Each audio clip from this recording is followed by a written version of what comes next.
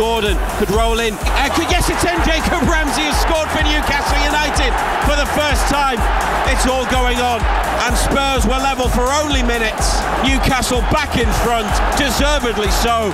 It was a strong response to conceding the equaliser, and Ramsey across Vicario with his left foot into the bottom corner. 68 minutes played. Tottenham Hotspur 1, Newcastle United 2. This is a great little ball, just played into outside of the right boot. There you go, put that in. Great finish. A massive result to ease the pressure and lift the mood.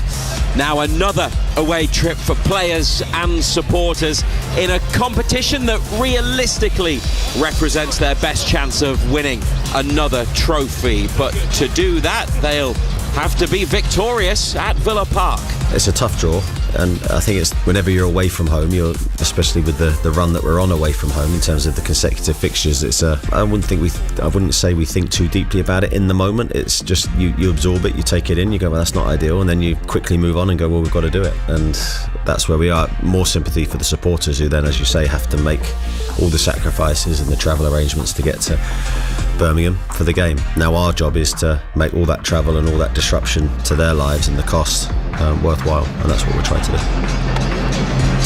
Eddie Howe has made 6 changes to Newcastle's team tonight, and he's without a couple of players. Johan Wissa has a knock, and we're trying to find out a little bit more about that injury. And Sven Botman is not with them tonight either, but we are told he is being rested and he is not injured. And the changes to the team, also we expect to see a change in formation tonight. Here's the 11. Aaron Ramsdale in goal. Kieran Trippier will captain the side at right back. Malik Chow and Dan Burn are the 2 centre halves, and Lewis Hall comes back in at left back. Then 2 central midfielders, Sandro Tonali and Jacob Ramsey, back at the home of his former club. Jacob Murphy on the right, Harvey Barnes on the left. Nick Voltemade comes in, and we would expect him to play in the number 10 position, just behind the striker, who is William Osula, making only his 3rd start of the season and a first since September against Bradford in the League Cup, a match in which he scored 2 goals for Newcastle United, 2 of his 3 this season. On the bench for the Magpies, 2 goalkeepers, Nick Pope and John Ruddy, Anthony Gordon, Anthony Elanga, Joe Willock, Alex Murphy, Leo Shahar, Sean Neve, and the teenage Korean winger Seung-Soo Park, who was also a substitute at Villa Park in the Premier League on the opening weekend. So I'm sure Villa Park is significant for him, given that when Newcastle have been here during his time at the club, he's been named in the squad. But with no Wissa and Botman today, in addition to the absence of the injured Bruno, Miley, Joelinton, Livramento, Cher and Kraft, there are spaces in the matchday squad once again for some of the club's academy and under-21 players. You listen to BBC Radio Newcastle, and we're also with you tonight on the BBC Sounds app, so if you want the black and white perspective on the match, then keep listening to us here, or if you have a smart speaker, ask it to play BBC Radio Newcastle. But if you're going to be out and about, or even just on the move around your house, you can put BBC Sounds on, select BBC Radio Newcastle, and listen to our coverage from Villa Park, as you'll be able to do tomorrow from 2 o'clock to Sunderland's away match against Oxford in the FA Cup. Back to tonight's game, a 5:45 kickoff. John Anderson, the former Magpies defender, is with us as always. Ando, the team is certainly interesting because we expected changes, but of course we didn't know that Wissa and Botman were going to be unavailable today or left out. Botman rested, Wissa with a knock, so that obviously has had a bearing on things as well. Yeah, I thought Wissa would have played. But obviously he's picked up a knock obviously in training, so he doesn't figure. Given Botman a rest, can understand that. Just moved down Bourne in alongside Chow. play Young Hall at left back. I thought Chow, I suppose if you're going to rest anybody, he's one that needs a rest with the amount of games that he's played and the amount of consecutive games that he's played. He most definitely could do with a bit of a breather. I think Asula starting is... Some people wanted to see him start. It'll be interesting to see how he goes. I mean, as you said at the start there, Razor, looks like it's going to be a change of formation. Asula through the middle, Valdemada playing in that 10 role. So, yeah, 6 changes. I mean, Villa have made 7. You know, that's the way it is. The magic of the FA Cup, and everybody's making changes left, right, and centre. Yeah, I mean, you've got 2 clubs there that have, they have their own agendas, don't they, regarding the remainder of their season. Aston Villa probably not actively in the title race, even though they're only 7 points behind the leaders, Arsenal. Their squad is stretched with some injuries as well. You would not be surprised if they won the Europa League. They went straight to the last 16, finished second in the league phase on goal difference. They will be the favourites, or among the favourites for that competition. But they can get into the Champions League, and you would expect them to do so through their Premier League position. Could win the Europa League. So you wonder where the FA Cup ranks in their list of priorities for Newcastle. Champions League knockout phase playoff round begins next week, and on Wednesday in Baku, obviously they've got some work to do to catch up and close the gap on the European places in the league. So they both have other things going on, but I just wonder, where you would think that for both clubs the FA Cup sort of rests and lies this season. 2 clubs that need to win more trophies, there's no doubt about that, but also might look at other things and think that they're more important. And there's the additional factor for Newcastle in particular of extra games, which they want, but there's also an argument that they can do without them as well. Yeah, look at it.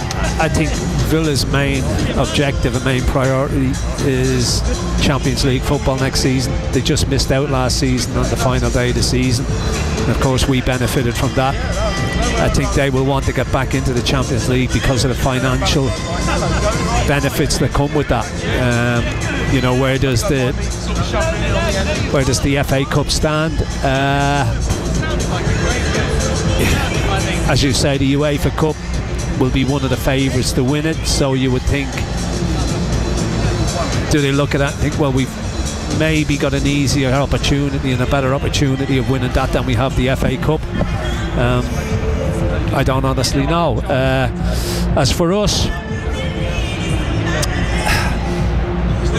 where does the FA Cup sit? It's an interesting question, isn't it? You know, obviously we want to do our utmost to get back into the Champions League next season. It's been a real strange season for us, there's no doubt about that. A great run in the League Cup, defended it well, got to the semi-finals, obviously, as we well know, lost it over 2 legs in the semi-final to Manchester City. Still in the Champions League.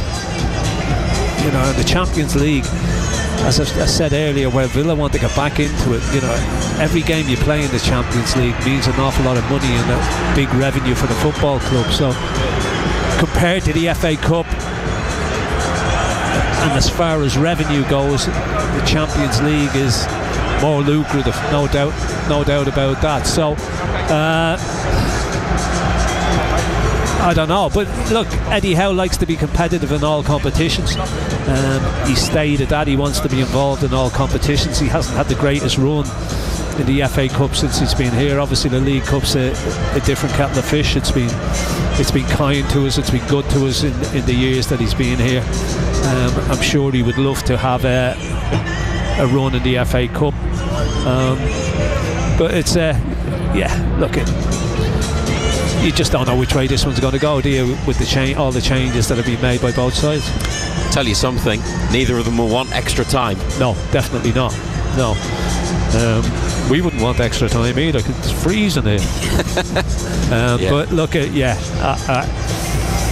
I think the last thing both sides would want is extra time. Yeah, and it will have to be settled tonight either through extra time, possibly penalties if it goes all the way to 90 minutes, and they are level, a bit like the third round against Bournemouth at St James's Park, which ended up being a football match that was spread out across 3 hours. They finished at about 5 to 6, didn't they, that afternoon, because the epic penalty shootout that Newcastle won.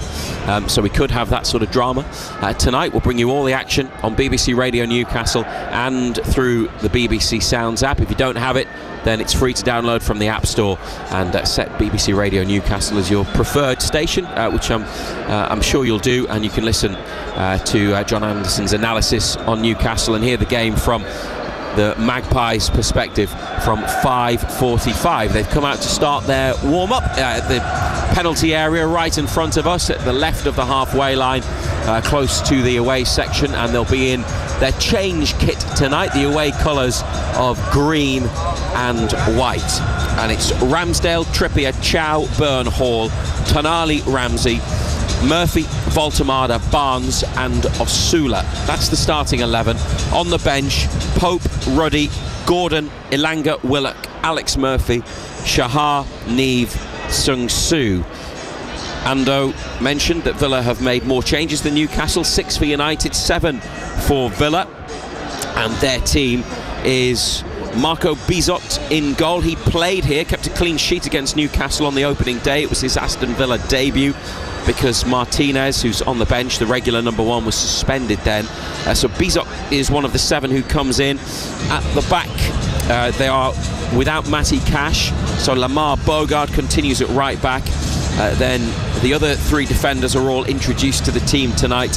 Victor Lindelof, Pau Torres and Luca Digne, who will wear the captain's armband. In the middle of midfield, Amadou Onana and Douglas Luiz, who has rejoined Villa on loan from Juventus, having spent the first half of the season with Nottingham Forest. Morgan Rogers, Ross Barkley, Leon Bailey and Tammy Abraham, another January acquisition up front for Villa. So Bizot, Lindelof, Pau Torres, Digne, Barkley, Bailey and Abraham are the players who come into the Aston Villa side tonight. At the bench is goalkeeper Martinez, Ezri Konsa, Tyrone Mings, Ollie Watkins, Andres Garcia, Emi Buendia, Jadon Sancho, Ian Matson and Mohamed Kone. Still a pretty strong Aston Villa team, but there's lots of similarities, I think, between the two clubs and where they are at and where they want to go, and they're kind of using their squad in a similar way, really, aren't they? They've got both got some big players out, particularly in midfield areas. Villa no McGinn, Kamara or Tielemans because of injury, so mixing and matching a little bit Aston Villa, but still some good players in there like Morgan Rogers, who's having a great season, and Douglas Luiz was fantastic before he left the Premier League for the first time about 18 months ago. So still strong Aston Villa. Yeah, they are. Look at they're a good side. They've got good players. I mean, obviously the 3 best midfield players are missing, but we've got the same problem as well in midfield with our best midfielder being out, Joe Linton missing as well. You know, young Miley, we thought he was going to be back, and all of a sudden he's had another setback, so that's a blow. So yeah, there is similarities between the two clubs, no doubt about it. Look, I think both would love a cup run, but you can see by the sides that both managers have named that you just feel that the FA Cup's not really the priority. Look, it's a little bit like everything though, Razor, isn't it? You know, if you win this and you get through to the next round, the further you go into competition, obviously you then start to prioritise it, because you're then only a game or 2 games away from Wembley, so that's the way it is. But look, there's been wholesale changes to both sides. We'll just have to see how it goes. It's sunset here in the West Midlands on what's been a clear and dry afternoon, but it's rather chilly, 3 degrees at the moment. Floodlights are on at Villa Park. We're in the Witton district of Birmingham, just north of the city centre, and it's about a 5 to 10 minute train ride from New Street Station, which was the destination for a lot of Newcastle supporters on their way down on trains this morning. A lot of them are having to stay overnight because it's not easy to get back, and with the possibility of extra time and penalties, you don't know when you'll get away from Villa Park as well. But as always, a healthy and full away section over on the far side of Villa Park in the upper and lower tiers of the stand opposite us. And record here, well, not great. If you look longer term, 1 win in 10, that was in the Premier League 2 years ago, a couple of seasons back, when they were victorious by 3 goals to 1. But last season they got battered here 4-1. Generally don't travel well to Villa Park, do they, Newcastle? It's obviously the significance with the 2009 relegation, and it effectively condemned them in 2016 as well when they drew 0-0 here. So it hasn't been the happiest of away destinations for Black and Whites, has it? No, it hasn't. No. Results here haven't been great over the years.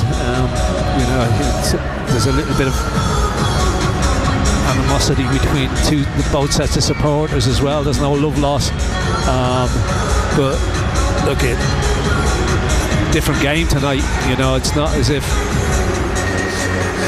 you're going in with your strongest side and Villa are going in with their strongest sides. Looking forward to see how this setup works as well for us. If it's the way that we think it's going to be, with Voldemort in behind Asula, to see how that works. Villa will probably stick to their tried and tested, you would think. But look, games are usually good between them.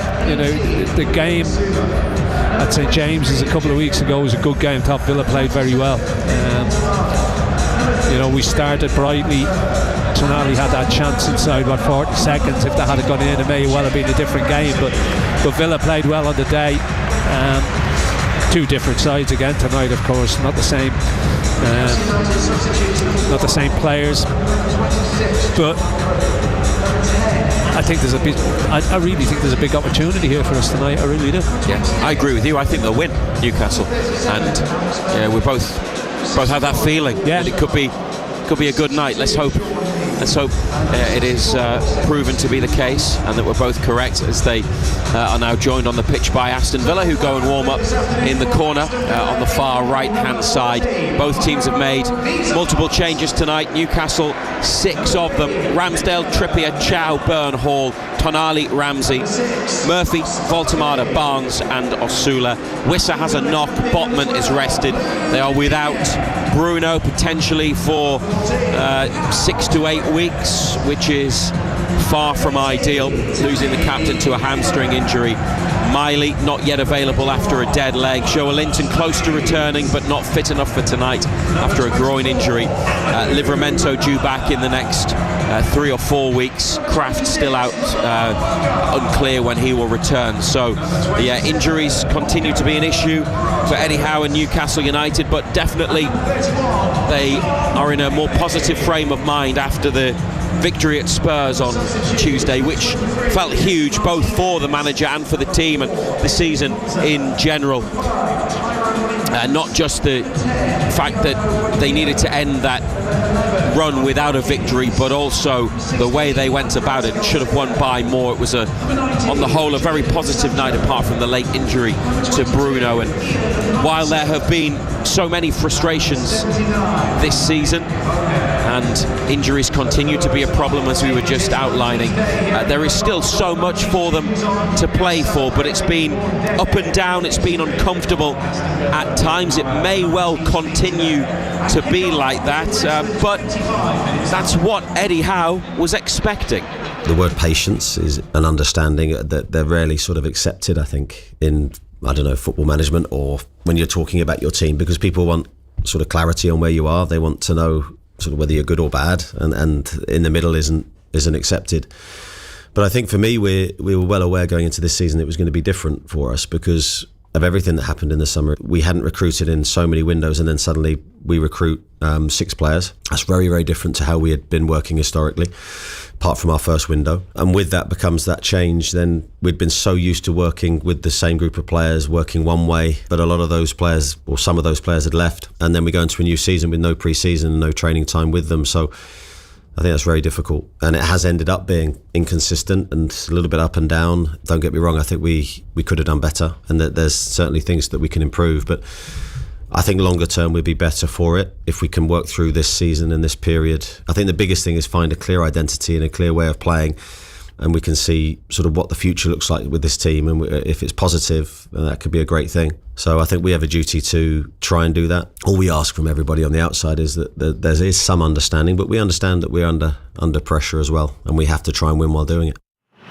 Total Sport North East. Matthew Raisbeck and black and white legend John Anderson. BBC Radio Newcastle. That's Eddie Howe's perspective on where Newcastle United are at the moment in what hasn't necessarily been the season that many were hoping for, but it could still be another special and successful one. But he's given some of the reasons why it hasn't been smooth sailing there. But at the end, acknowledging that even though there are many challenges, they still have to get results. Do you think what he said there is fair enough? And do you think that even though there's been a lot of frustration and I think, well, a lot of criticism, particularly on social media in recent weeks, do you think that there will be that level of understanding that he talked about and seems to be hoping for? No, not really. Fair enough. I just think I think emotions run high, don't they, at the end of football matches, and people say things, and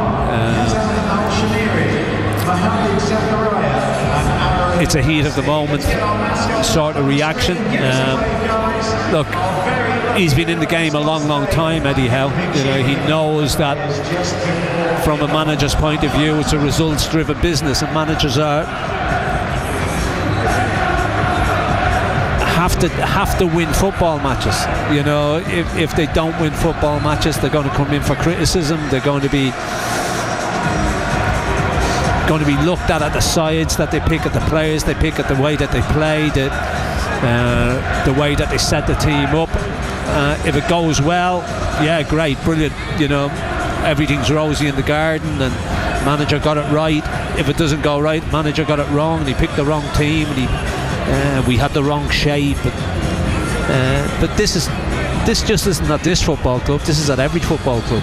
You know, because as I say, managers are. They all know that at the end of the day it comes down to winning football matches, and they win them, they're great. If they don't win them, they get criticised, and that's part and parcel of the job. Progress in the FA Cup, though, would keep the good feeling that's been around and been back since the win at Spurs on Tuesday, would keep it going, wouldn't it? And we'll find out whether they can do that tonight here on BBC Radio Newcastle and the BBC Sounds app. The 4th round of the competition, Aston Villa against Newcastle United, live from 5:45. More from Eddie Howe on the way ahead of kick-off, but let's find out a little bit more about what else has been happening today, including in the FA Cup, with all the details. Here's Colin White. Thank you very much, Matthew and John. We'll be back with those two very shortly. Let's start, shall we then, with the FA Cup, as Matthew says. The games that have finished, and there is still one going on, even though it kicked off at 3 o'clock because it's gone to extra time. I'll come to that in a moment. The early game today saw West Ham eventually win 1-0 away at Burton Albion. Crescencio Somerville with the goal in the 5th minute of extra time. West Ham also then had Freddie Potts sent off 6 minutes later in extra time, but they held on to win 1-0 away from home and avoid a shock. Burnley, though, could not avoid a shock. For a long time, they were 1-0 up up on Mansfield Town of League One, but then conceded twice in the second half, and that is how it finished. Burnley won, Mansfield 2. Rhys Oates and Louis Reed from Mansfield taking the League One side through. No such shock at the Etihad though. Manchester City beat Salford City 2-0, an own goal after 6 minutes, and then Mark Gahey making sure 10 minutes from the end. Norwich beat West Bromwich Albion by 3-1. Josh Maja, formerly of Sunderland, scoring West Brom's goal, but Norwich scored twice in the last 10 minutes to see themselves through to the last 16, and the game that's gone to extra time and has still got about 8 minutes left. Southampton now 2-1 up on Leicester City. They were 1-0 up at half time, a Kyle Larin penalty. Oliver Skipp equalised for Leicester early in the second half. It went to extra time. These two sides, who you may remember, played each other in midweek in the Championship. Leicester were 3-0 up and managed to lose 4-3. Southampton now leading this one as well, 2-1. They scored a couple of minutes ago and still 7 or 8 minutes left in extra time. As Matthew just told you, Aston Villa Newcastle a 5:45 kickoff, and 8 o'clock tonight is Liverpool against Brighton. In the Championship today then, Derby County beat Swansea by 2-0. Brewster and Adjumang in the second half. Sheffield United scored in the 90th minute to win 1-0 at Portsmouth. Preston 2, Watford 2. Blackburn, who have a new manager, Michael O'Neill, won 3-1 away at Queen's Park Rangers, and Millwall won 2-1 away at Sheffield Wednesday. They've gone third. Macaulay Langstaff, formerly of Newcastle and Gateshead, getting Millwall's winner. In League One, Reading beat Wycombe 3-2, a Marriott hat-trick there. Stevenage beat Huddersfield 1-0. Barnsley 3, AFC Wimbledon 3. They were 2-0 up and then 3-2 down in that one, where Barnsley. Plymouth won 4-0 away at Blackpool. Bradford City 2, Peterborough 0. Cardiff, the leaders, beat Luton 3-1. That was a half-time score as well. Exeter against Northampton finished goalless. Doncaster against Port Vale was called off.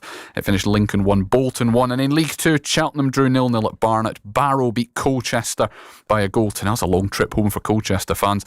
Bromley 1, Notts County 1. Notts County holding on, had a man sent off with 10 minutes to go. Kel Watts, formerly of Newcastle, scored. The winners, Cambridge United, beat Bristol Rovers 3-1. Chesterfield drew 1-1 with Harrogate despite playing the last half hour with 10 men. Crewe beat Gillingham 1-0. MK Dons scored in the first minute, and that was the only goal as they beat Newport County 1-0. Oldham 1, Fleetwood 1. Shrewsbury beat Swindon Town 3-1.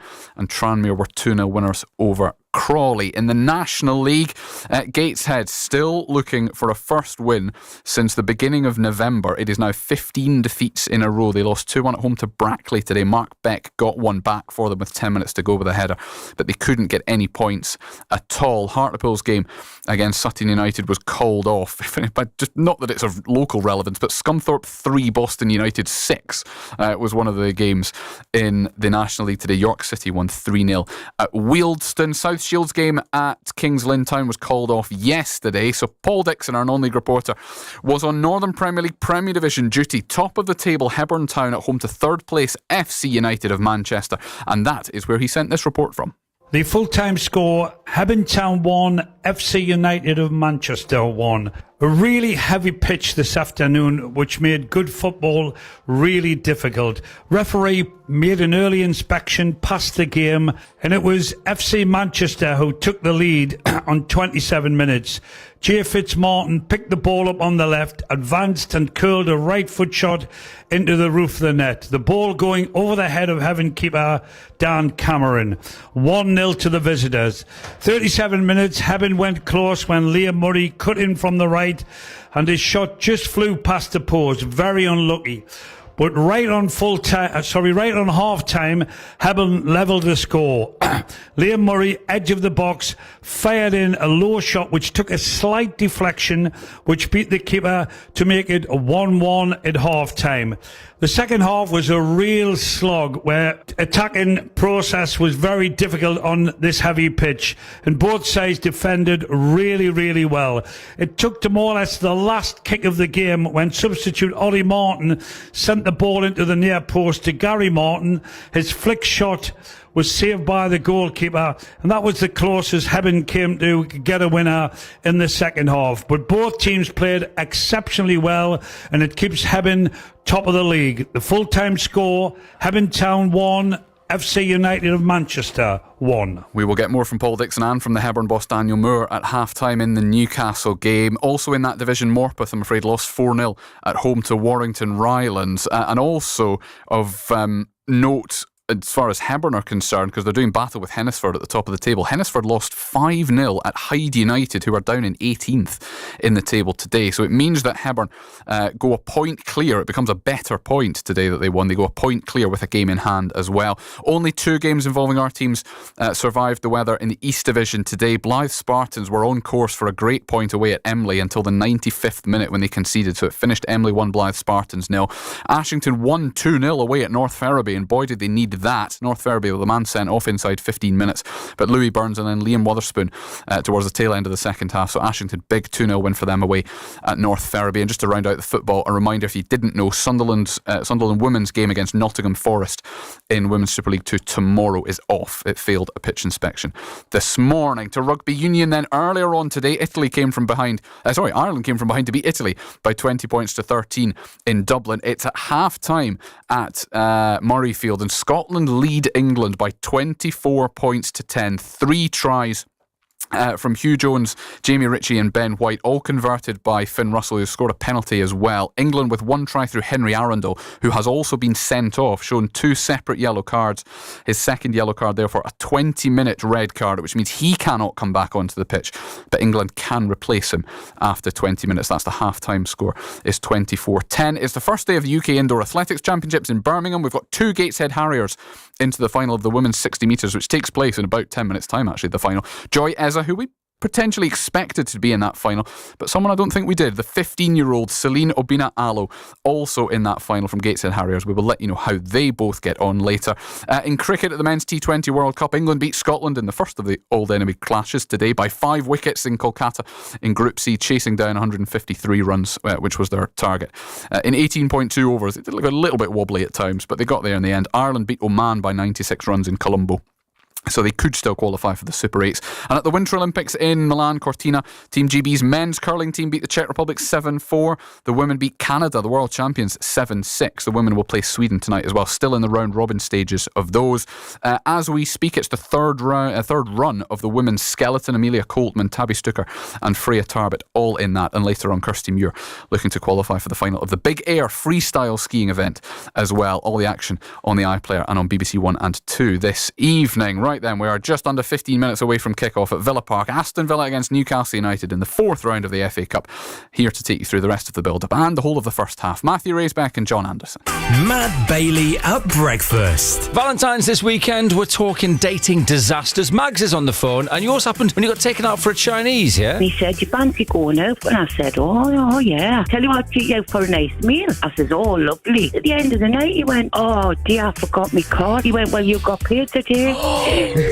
I couldn't believe it. My cost is nearly £60 on my wages. Oh, Max, 60 quid. Every time I think of spring rolls, I couldn't believe it. Matt Bailey at breakfast. Weekdays from 6. Just ask your smart speaker to play BBC Radio Newcastle. Total Sport North East. The FA Cup. BBC Radio Newcastle. Thank you very much to Colin White, and live at Villa Park now, building up to the FA Cup 4th round tie against Aston Villa. Newcastle's players have made their way back into the changing room along the tunnel just to our left in the corner. Villa on their way off the pitch. Always one of the best atmospheres, isn't it, John Anderson? Villa Park, one of the noisiest grounds that we're lucky enough to come to. Yeah, I mean, it's a proper old ground, isn't it? Talk about them redeveloping it, but yeah, when it's full, there's a real good atmosphere in it. They make real good noise, and hopefully that'll be the case again tonight, Razor. Ramsdale in goal, Trippier, Chow, Byrne, Hall at the back, Tonali and Ramsey in the middle, Murphy, Voltemada, Barnes and Osula up top.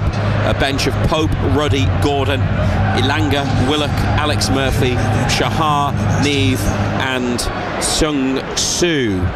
Jacob Ramsey, it's taken him a little while to find his feet at Newcastle following that summer move from Aston Villa, but Eddie Howe thinks the winning goal at Spurs after another strong performance was a significant moment for the 24-year-old midfielder. It can never be underestimated how difficult that is for any player to leave a club that you've been associated with for so long, and then you've got to feel that immediate identity with your new team, and sometimes that takes longer for some people than others, and I'm not saying that was the case with Jacob, because I don't know sort of how he felt deep down, but certainly that the first few weeks and the first few games you play can be difficult for a new team, especially if it's a slightly different way of playing and a slightly different position for him. He had a lot to take in. I've got to say he's done it all with real professionalism. There have been no issues with him. He's worked really hard at his game. He's been very conscientious. He's been really good around the training ground. I have to say I think he's settled in really well with his teammates.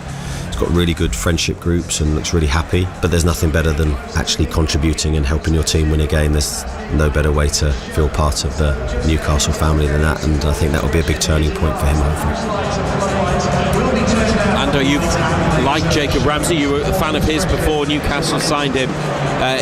It is there a big shift and a big change for him psychologically as well, leaving the club that he supports and came through the academy to very proudly wear their claret and blue colours, but we are seeing more and more from him in a Newcastle shirt now, aren't we? You'd agree with that? Yeah, look, I said don't judge him till you see him have a run of games. He's starting to get a run of games. I thought he was excellent at Spurs in midweek. Scored a really good goal as well, but not just the goal, his overall game was excellent, and I think since he's got in, he's got better game by game. It's a big game for him tonight. You know, he was at Villa from being a young boy. He may well want to come back here and prove one or two wrong. And you hope he has his shooting boots on, but he'll be relishing playing against Villa tonight. He'll be looking forward to that.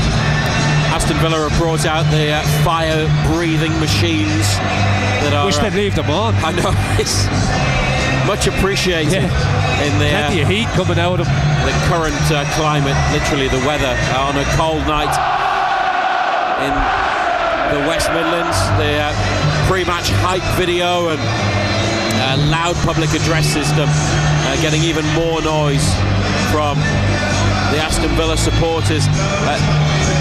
The away section for Newcastle tonight is huge. Because you get more tickets for a cup tie, they've got here just over 6,000 fans, which is fantastic backing, isn't it? They're on the far side. They've put some of them behind the goal to the left as well, haven't they, in that upper tier where home fans would normally reside. Yeah, I mean, there's plenty down, there's no doubt about it. Nice to see them behind the goal as well. Always feels a little bit strange when teams are on one side or the other side of the pitch. You like to see away fans behind the goal so they can hopefully celebrate. St James's Park is one of the grounds. Stadium of Light is another, where away fans are up high. Newcastle have got reasons why they haven't had to move them, but they used to be in the corner, didn't they? Yeah. East stand at St James's before the redevelopment. Definitely adds to the atmosphere when away fans are closer to the pitch, I think. But Newcastle, an away section that's spread out, so different sections tonight at Villa Park, hoping to watch their team get into the fifth round of the FA Cup. That's as far as they got last season. Fifth round, Brighton were the side that knocked them out. That was a disappointing one, with the extra time defeat at St James's when they thought they'd won it late, when Fabian Schär scored, but it was ruled out for offside. Quarter-final a couple of seasons ago, but a run that was ended typically by Manchester City at the Etihad Stadium, and they also had the two defeats by Cambridge and Sheffield Wednesday, so eliminated by lower league sides. They haven't, Ando, just before we hear from Eddie Howe on this, they haven't done as well in the FA Cup as they have in the League Cup under Eddie Howe in his 4 and a bit years in charge. It's been strange, hasn't it? You know, I said earlier on that League Cup's been really good to us. You know, got the 2 finals, semi-finals, quarter-finals. Obviously won it, but the FA Cup's been a different one, hasn't it? It's been a strange one, as you say, knocked out by 2 lower league clubs. It'd be nice to have a run in the FA Cup. you know, it may not mean as much to people as it once did, you know, but it's still a big competition, biggest competition in this country, that's for sure. And it would be nice to get a run in it. I'm sure Eddie Howe would love to get a run in it. Absolutely. As well. Yeah, well, given his record in the FA Cup with Newcastle United, he would this season like to go much further. Yeah, we'd love to have one. I mean, I think get asked a lot about the cup competitions. I think I was asked the other night about our attitude to it, and our attitude won't change. We'll try and win the next game, and that's Aston Villa away. Really tough draw, maybe not the draw we wanted, but it's a competition we want to try and do well in. We enjoyed our run last year, disappointed to exit when we did, so the aim is to go as far as we can. We are here to try and win. Said so many times, we loved the last year in the Carabao Cup and what that meant to everybody, what that meant to us, the experience we went through to win the competition, and we'd love to do it in any other way that we can, and that's if that's the FA Cup, then that would be a great opportunity for us. And we've then got, of course, a long travel midweek back into the Champions League, but we'll worry about that when we get there. All focus and all eyes are on this game. Big hugs in the tunnel for Jacob Ramsey from some of his former Villa teammates. Kieran Trippier and Luca Digne, right back and a left back, have the captain's armbands this evening, and now they are making their way towards the pitch, led out by referee Chris Kavanagh, who's from Lancashire. He was at Sunderland Liverpool the other night. His last Newcastle game was the home leg of the League Cup semi-final against Manchester City last month. Gary Bezic and Nick Greenhalgh are the assistants, and Paul Tierney is the fourth official. And do you know who the VAR is tonight? No. There's no one. Oh, there's not. There's no VAR, is there? Yeah. Ridiculous, you know, because if you've got it, you might as well use it. I mean, it comes in, I'm not too sure if it's quarterfinals or semi-finals in the FA Cup, but either use it or you don't use it. Fifth round onwards, so the next stage. Obviously, it was silly. Well, it was VAR that chalked off the goal from Cher against Brighton last season in the fifth round, but they don't have it in rounds 3 or 4 or earlier, obviously. The semi-automated offside technology comes into effect, and it will be in operation from round 5 as well, but they do have the goal line technology in use in this tie and in the fourth round. The two sets of players tap hands across the halfway line. Aston Villa with 7 changes, including a different goalkeeper, Marco Bizot, who they signed from Brest in France last summer. He also played in round 3 when they won at Spurs by 2-1. At the back for Aston Villa, Lamar Bogaard, the Dutch under-21 international. Victor Lindelof, who joined as a free agent in the summer after leaving Man United. Pau Torres and Luca Digne. Amadou Onana and Douglas Luiz. Morgan Rogers, Ross Barkley, who's recently back from injury, and Leon Bailey, who returned from a half-season loan with Roma last month, and Tammy Abraham. He's in his second spell at Aston Villa. He was with Roma, who loaned him to Besiktas in Turkey. Besiktas activated their buy option, so they signed him permanently and then sold him to Aston Villa quite quickly. But Abraham, 28 years of age, England international, he leads the line for Villa tonight. On the bench, goalkeeper Martinez, Konsa, Mings, Buendia, Watkins, Andres Garcia, Sancho, Maatsen and Kone. And here's how Newcastle United look. Ramsdale in goal, Trippier, Chow, Byrne, Hall, Tonali, Ramsey, Murphy, Barnes, Baltamada and Osula leading the line. Big night for William Osula. Aston Villa, one of the clubs that have been interested in him, and there's a market for his signature. Frankfurt have been keen. Villa were mentioned last summer, I think last month as well. There was talk that he could fetch around £30 million, but he's a Newcastle player. He needs to perform for them tonight, not worry about interest from elsewhere. No, he's got to go and he's got to play for himself. He's got to go and put a performance in. just got back from injury, was out quite a while. He didn't get a lot of game time prior to that. So yeah, big opportunity for the boy tonight. On the bench, 2 goalkeepers, Pope and Ruddy, Gordon, Elanga, Willock, Alex Murphy, Shahar, Neve, Sung Soo. 5th round draw is on Monday, ahead of Macclesfield against Brentford, non-league against Premier League. This is all Premier League, and it's one of the hardest all Premier League clashes that Newcastle could have been given.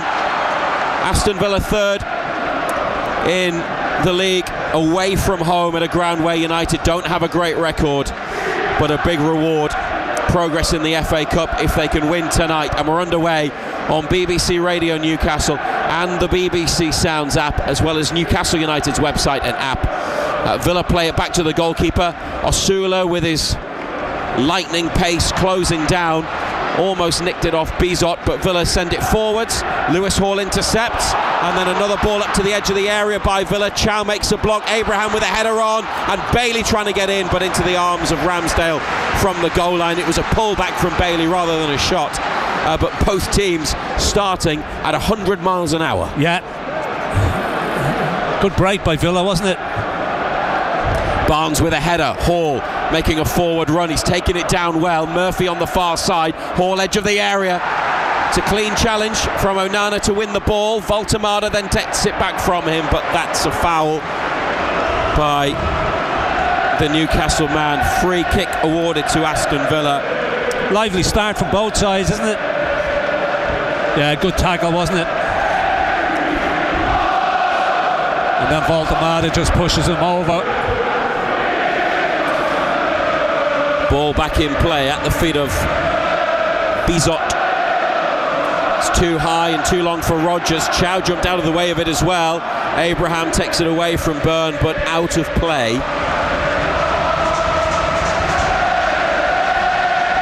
Jacob Ramsey back to Malik Chow. He's got his right wrist and hand strapped up.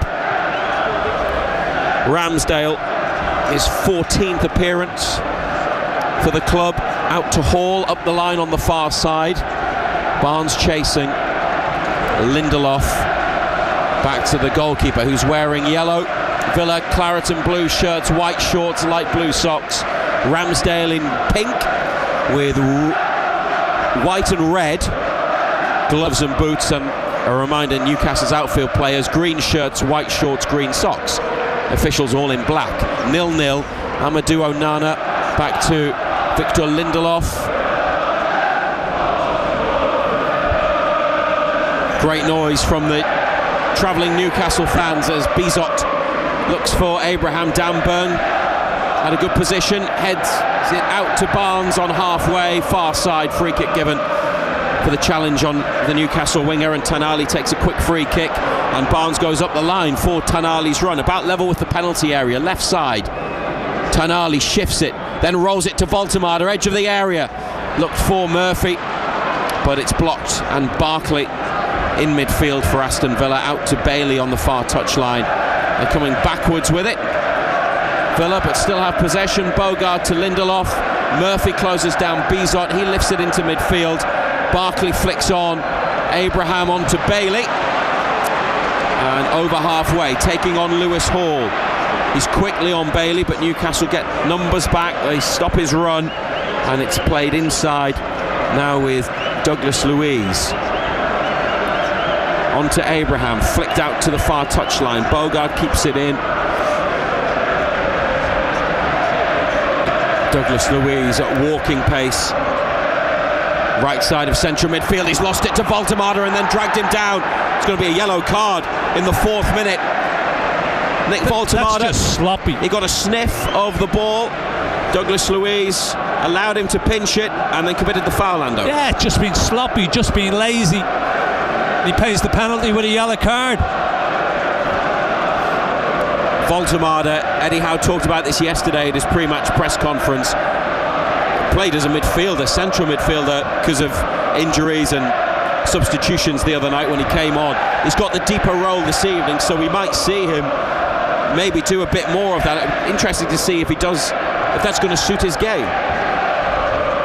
Here's the free kick from Ramsdale, headed down by Villa. Ramsey to Trippier. His ball out wide is blocked. And it's with Rodgers. Trippier, good challenge on halfway. Made amends. Rodgers slow to get to his feet, but it's no foul. Here's Voltemada holding it up from Ramsey's pass. Gives it wide to Murphy. Trippier on the outside. Rodgers is back up but limping. Jacob Murphy finds Trippier. Inside now. Ramsey edge of the area. Ramsey sidesteps his man. Still going, but is challenged right on the edge of the penalty box. And Villa up to Abraham, flicks it with the outside of his right boot around to Rodgers on the left wing. Nothing wrong with him now, is there? Just going to say, he's moving fine. He chips it towards the middle. Chow heads away. Tammy Abraham now finds Leon Bailey. Newcastle, Chow and Hall stand up and make a big block. Villa still have it in the final third, 0-0. Douglas Luiz to Amadou Onana. They've given it away. They were looking for Barkley. Voltemada on Osula. Gets there first before Lindelof holds it up. Murphy now to Trippier. Pushed up to Voltemada facing his own goal. Back to Chow. And wide to Barnes. They're coming back with it. Chow's got it. Malik Chow's at left centre-back. Dan Burn is right centre-back at the moment. Tonali in the middle of the two. Gets it from Ramsdale. Out to Burn. And inside to the goalkeeper, who's 10 yards up from the edge of the penalty box. Got out of that situation quite well. Newcastle approaching halfway now. And here's Chow onto Ramsey. He's picked up a good position and feeds Trippier, who's got space and time on the right-hand side. Trippier's chipped cross. Voltemada flicks on. Barnes keeps it alive. Still in the penalty area, wide of the posts. Back to Ramsey, who has a touch. It's taken off him. It's come out to Trippier, 20 yards from goal. It's hit it against Tonali. Villa have got it back. And Lindelof brings it away, does well. Rodgers dispossessed by Burn, though. Newcastle 0-0. Strong enough start, I'd say. And carrying a threat when they go forwards. Yeah, it's been an open game. Both sides getting forwards when they can. Tonali with Osula making a run in behind, gives it short to Trippier.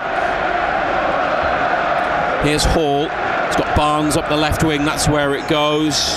30 to 35 yards out to Voltemada, linking up the play. Nick Voltemada.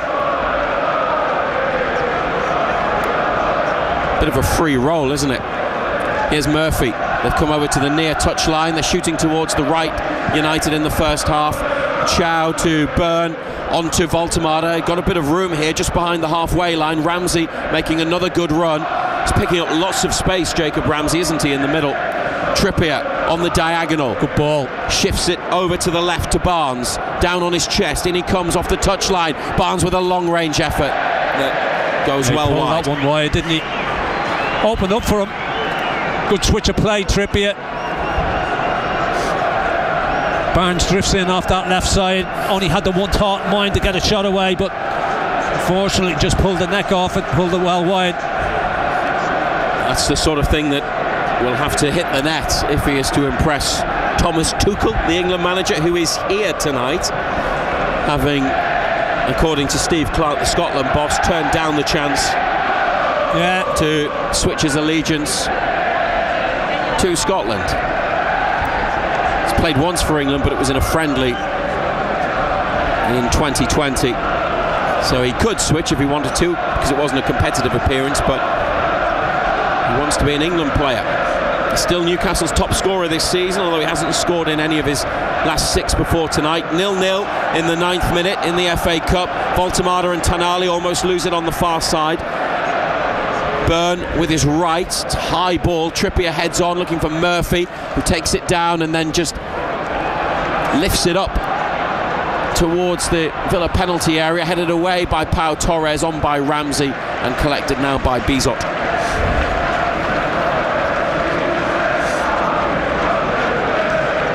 Osula edge of the area, and as he comes close, Bizot picks it up. And now it's rolled out underarm to the right to Lindelof, who drops his shoulder and gives it away to Malik Chow, forwards towards Voltemada, trying to bring it down. He has brought it down well and held off the defender. Jacob Murphy here to Trippier. 30 yards from goal. Up the line for Murphy's run. Tries to deliver across. And, well, it's stayed in. It's bounced in the box. Barnes has got his head to it. Villa able to bring it clear. Now through Bailey. Inside to Douglas Luiz, dispossessed by Hall. Voltemada skips past a couple of challengers. Barkley tries to bring him down. Voltemada is holding them off and holding it up well. Something he's been criticised for recently, isn't it? The sort of physical stuff and holding off defenders. He's done brilliantly there. And now Trippier onto Murphy, who is offside. He did well. Good upper body strength.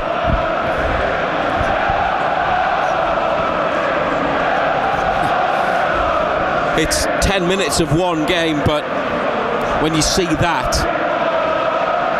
I think it just confirms the feeling that his best position will be deeper. Villa playing it out and short and taking a risk, but it's a good ball by Douglas Luiz across the back to Lindelof, and he's almost at halfway. In fact, Lindelof's now in Newcastle's half. Inside to Barkley, next to the centre circle. Rodgers.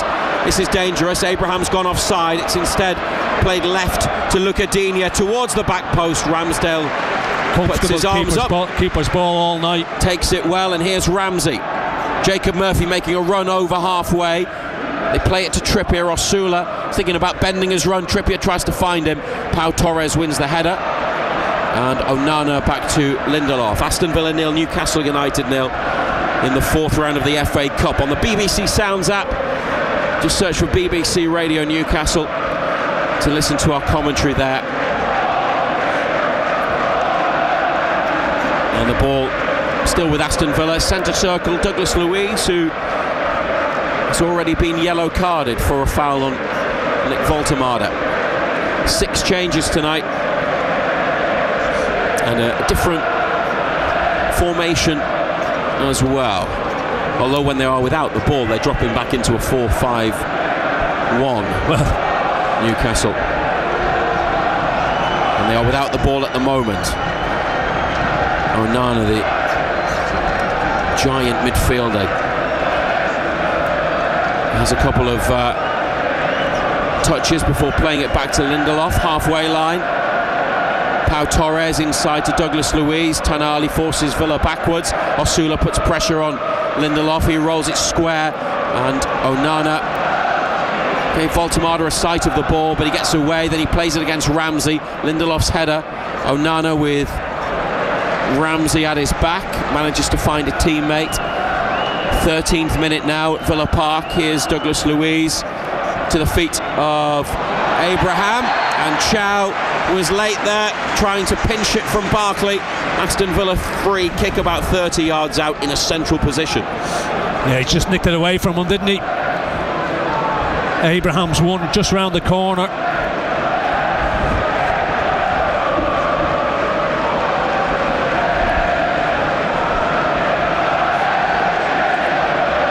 Ross Barkley looks a little bit too far out for a shot, mate. Yeah, he's walked away from the free kick. It's with Morgan Rodgers, who's scored some belters this season, hasn't he, from long range, but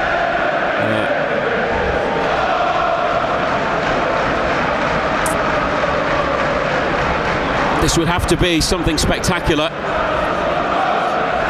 The wall is at the front of the D, and there are players lining up on the edge of the box.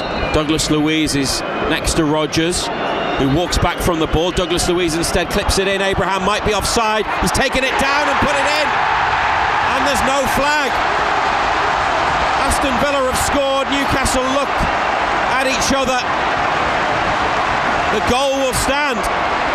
It was one that seemed to be lined up for a Rodgers long-range strike, but instead it was a clever dink over the top by Douglas Luiz. And Tammy Abraham, Aston Villa's new signing, has scored his first goal since returning to the club. Brought it down, sent it past Aaron Ramsdale. 14th minute, Aston Villa 1, Newcastle United 0. Looks offside to me. It's one of them games where you wish VAR was here. Yeah. It's gone in off Dan Burn, I think, as he took it on the turn.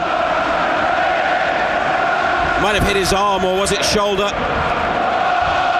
No, I didn't get none of it at all, No. I don't think. Well, Newcastle had made a decent start, but they're behind, Ando. Yeah, it's been open, hasn't it?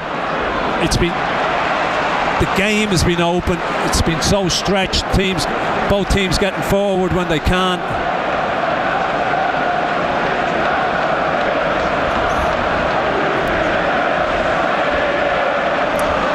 Well, if VAR was in operation tonight, they would have taken a really close look at that. It's one of those where, again, it depends on how the line is drawn, doesn't it? But it seemed like he was, at a glance, seemed like he was ahead of the last defender when the ball was played. The semi-automated offside technology that, oh, hang on, Newcastle got it back in the box. They could get themselves level here, but that's a wild effort. Gone out for a throw-in from Osula from the left side of the penalty area at an angle. It's a good position. Needed more quality than that, though. Just a little bit. Hasn't even gone wide. It's gone out for a throw-in. You think about the Joe Willock disallowed goal at Spurs. The front of his head was offside. There's a 5 centimetre tolerance level. And then that Villa goal, you would have wanted VAR to be able to take a look, but it's not there. Edge of the area, Osula making a nuisance of himself, but it's brought down by Lindelof. And Bailey plays it to Bogard, gets it back over halfway, far side of the pitch. Lewis Hall makes a challenge, Newcastle regain possession. Aston Villa lead 1-0. You're on BBC Radio Newcastle and BBC Sounds. Lots of time to come back into it, though.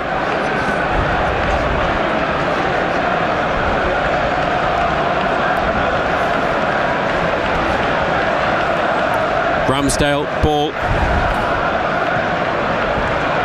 Edge of the D. That's a long pass up the pitch. Luca Digne has won the header from Trippier, and Morgan Rogers has got away from a couple of challengers and is driving forwards. Voltemade pulling him back. Rogers to Barkley. Bailey in the area, right side. Bailey's cut back. Abraham blocked. Voltemade against Hall and cleared.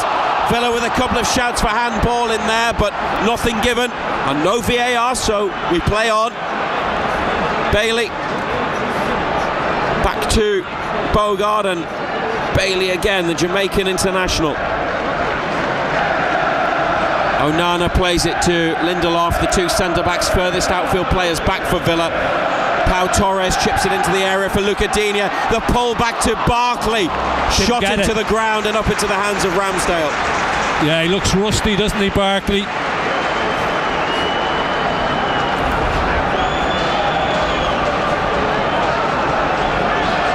Little ball lifted in behind.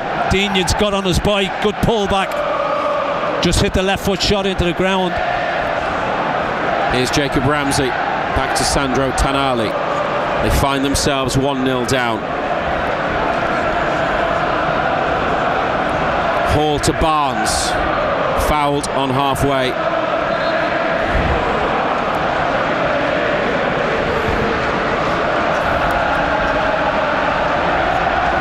Tonali is down tying his lace. Abraham needs treatment. Or does he? Yes, he does. The medical staff are waved on. Sitting down, the Villa goal scorer. We're about to see the goal again, Ando.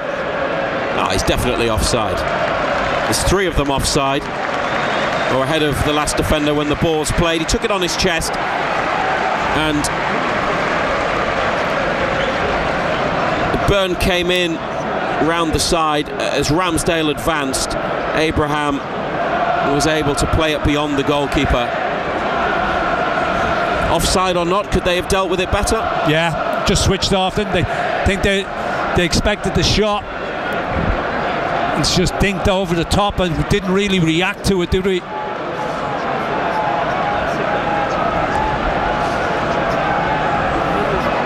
Abraham will have to go off. He's been receiving treatment. Ollie Watkins is warming up. Scorer of their late second goal at St James's Park last month in the league. Abraham should be all right. Seems to be shaking off whatever knock he has taken. 20 minutes gone, Villa lead 1-0.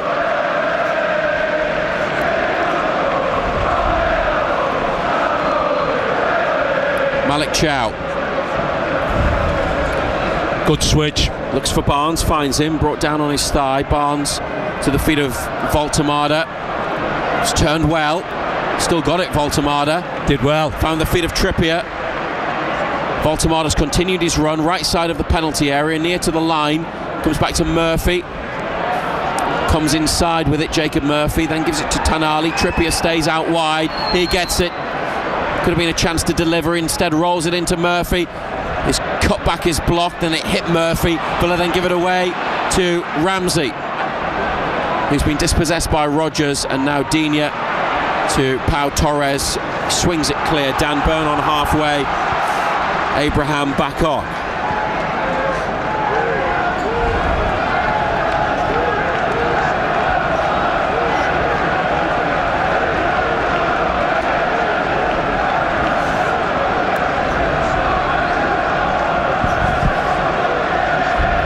Here's Burn again, square to Hall, up to Barnes. In behind, Osula making the run, Lindelof stretching. Slides it over to the far touchline, and Bogard can't keep it in. So it's a United throw. Back to Burn on halfway, and then inside it comes to Chow. Goes back to Burn. Closed down, up to Voltemada. Got it on the far left side of the pitch with Hall. Burn receives the ball once more. Barnes has got a bit of space up the line, now on to Voltemada, flick back to Barnes. It's a good move. Still Harvey Barnes, beats a couple of challengers. Good ball to find Trippier. First time pass to Murphy in the area, has to come back to Trippier. Now he delivers a cross, looking for Voltemada, flicked away by Villa. Lewis Hall brings it down. Hall under a challenge, hits the floor, nothing given. He gets straight back up though, no appeals. No chance. And Villa win a free kick in midfield. Never a penalty.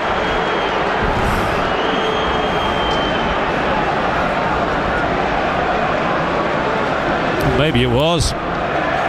Take us through it again. It was Lindelof. Did he get a toe on the ball though? Just inside the box as Hall went on the outside. Would have been looked at, wouldn't it?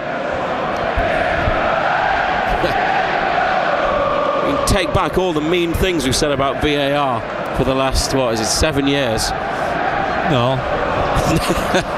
Well, if they've been makes it more interesting, doesn't it? Well,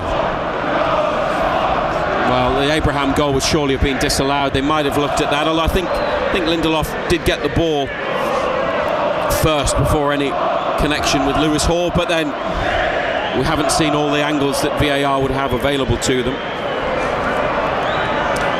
They're 1-0 down, up to Osula. Can't hold it and slips. And Pau Torres back to Bizot.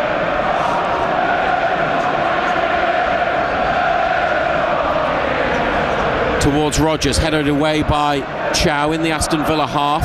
Douglas Luiz got 2 green shirts on him. Up the line to Abraham. Burn makes a challenge. Abraham's got it again. Did well.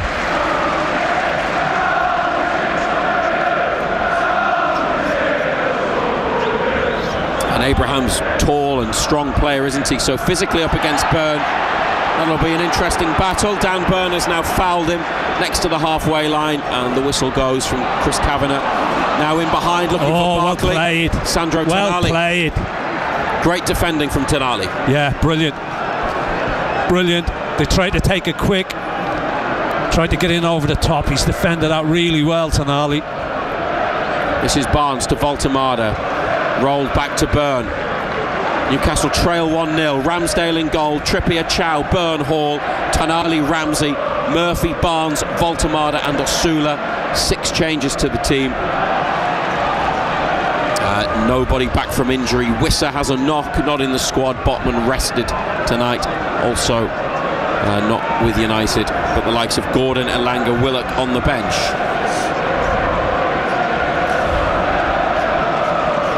Villa made 7 changes, and Tammy Abraham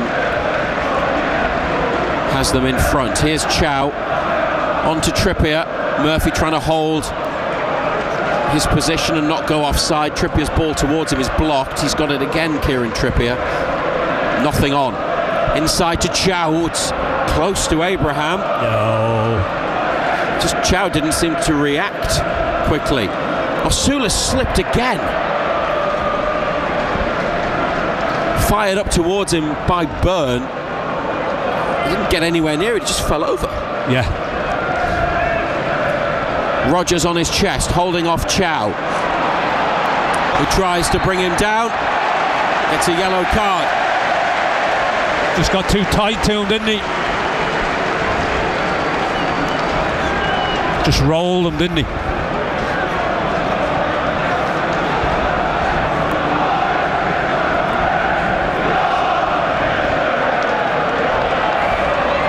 Referee getting some stick, as I'm sure the assistant on the far side, Nick Greenhalgh, will be as well, for not spotting the offside for the Villa goal.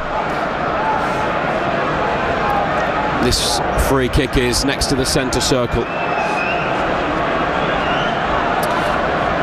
And they made a lively enough start before Aston Villa took the lead.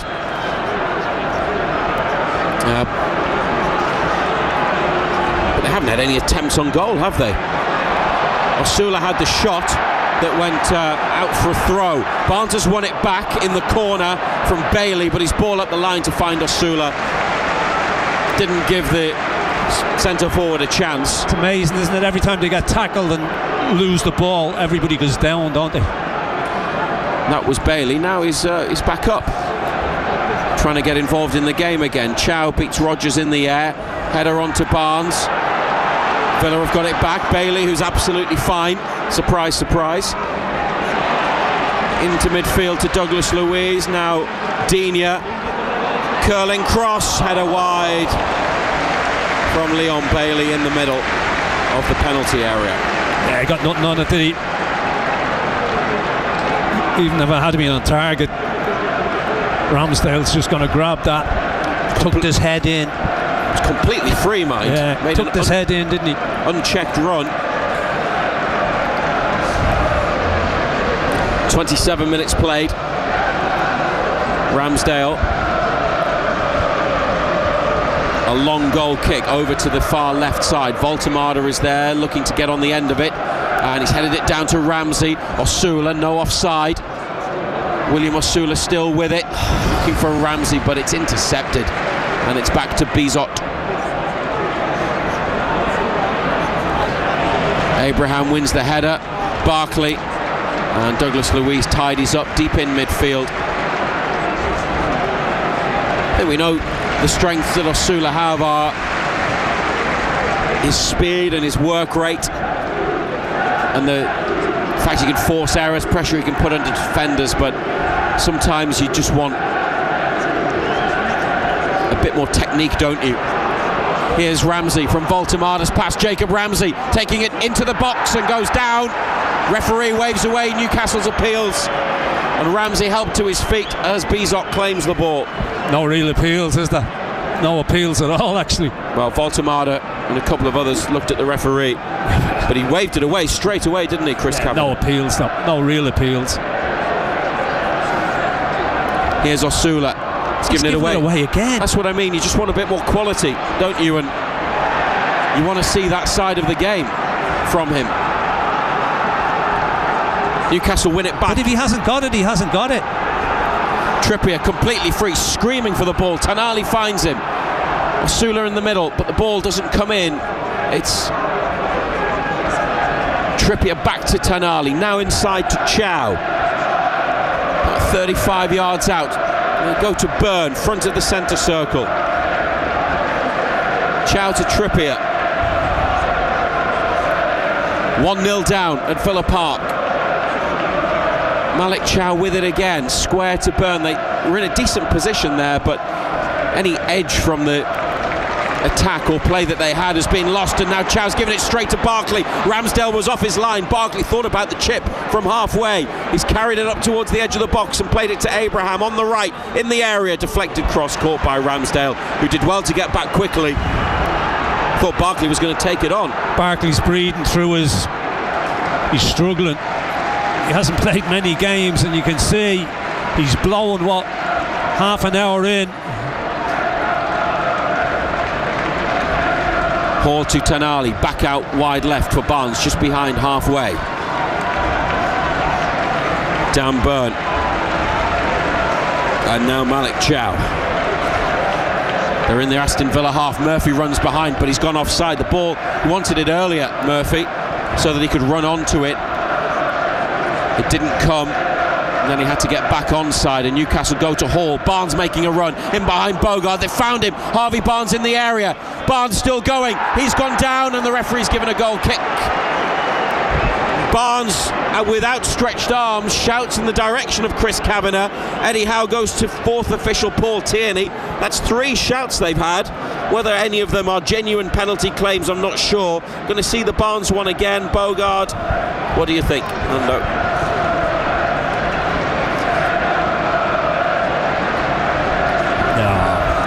Doesn't get any ball, but is there, how much contact, if any, is there with Barnes? Long ball in behind by Villa. Hall's taken control and roll it back to Ramsdale. Trippier drops in and gets it on the near side. Closed down by Rodgers, and he chips it into the middle to Byrne. Brought down on the thigh and then up to Hall. Voltemada almost got in his way, but now they're in the attacking half. In behind, Osula makes the run, but it's too close to the goalkeeper in the penalty area and gathered by Bizot. Villa lead 1-0 here on BBC Radio Newcastle and BBC Sounds.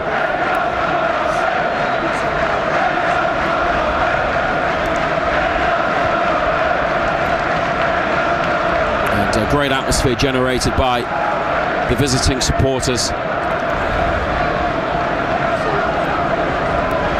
As I mentioned a little earlier, I think we were interrupted because of developments on the pitch, but no big chances yet. No. For Newcastle. Well, Villa haven't had many either. Tonali wins the ball back in midfield with a header out to Barnes. Voltemada tried to win it and help it on. Ended up on the floor, nothing given. Then Bailey spins away from Hall, goes out to the touchline, and his ball, which he wanted to get in behind for the run of Rodgers, is blocked by United. Barnes back to Byrne, and over it comes to Trippier on halfway, brought down. Jason Tyndall having a long conversation with the fourth official. Here's Tonali, looked to get it to Murphy, it's gone out off Abraham. Trippier with the throw, quickly to Chow. Ramsdale's starting position is in the middle of Newcastle's half. They miss him out and give it to Byrne. Carries it over halfway and then continues his run. Hall up the line to Barnes, but he can't find Byrne. It's blocked.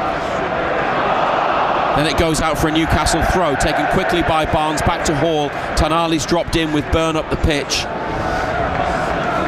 And he's passed it to Chow.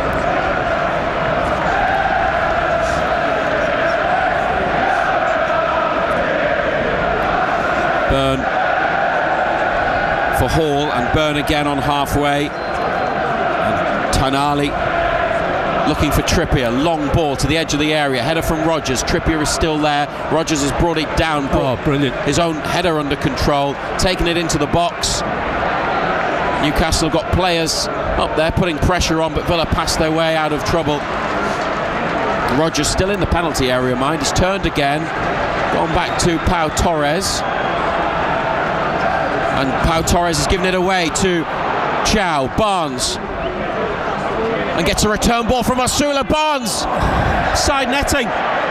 Harvey Barnes. Well, that's Newcastle's best chance. Villa gave it away with some neat passing in a tight area, then given away to Chow. Barnes to Osula. Good return ball by Osula. And as the keeper came out, Barnes hit the side netting. Maybe should have done better. Angle was really tight, to be fair to him, though, wasn't it? Really tight angle. Better from Osula. To be fair to Barnes, he's not missed the frame of the goal, the post, by much at all, but he might have felt that he could have forced Bizot into a save.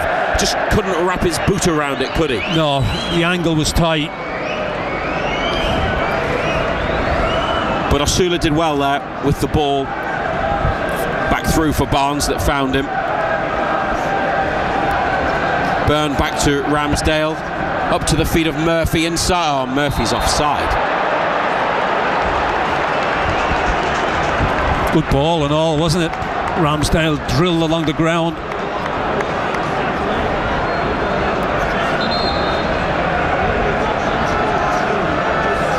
Villa leading 1-0. Kieran Trippier getting Newcastle's defence into line, into shape. Free kick for the Murphy offside, near to halfway actually. Has been taken. Bailey away from Hall, who slips. Bailey's through ball, too strong for Abraham. Ramsdale comes and picks it up. 10 minutes to half time. Tammy Abraham with the only goal, suspiciously offside, but no VAR. Murphy makes a run in behind, doesn't get it. Chow to Trippier, back inside to Chow and Trippier again, and they have to go back to Ramsdale.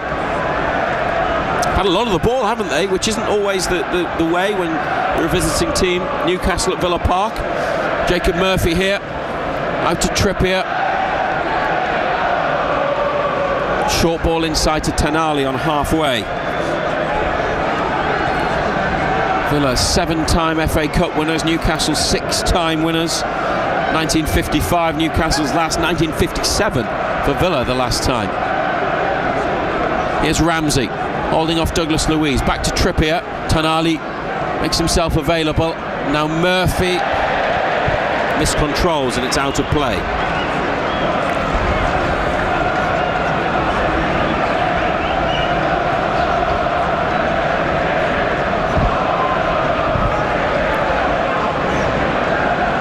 Villa were runners-up 11 years ago and also runners-up in the last final to be played before Wembley was redeveloped. That was in 2000. They lost to Chelsea, who'd beaten Newcastle in the semi-final. Controversially as well.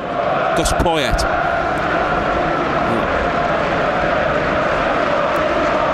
Could have been playing each other in that final in the year 2000, but it wasn't to be.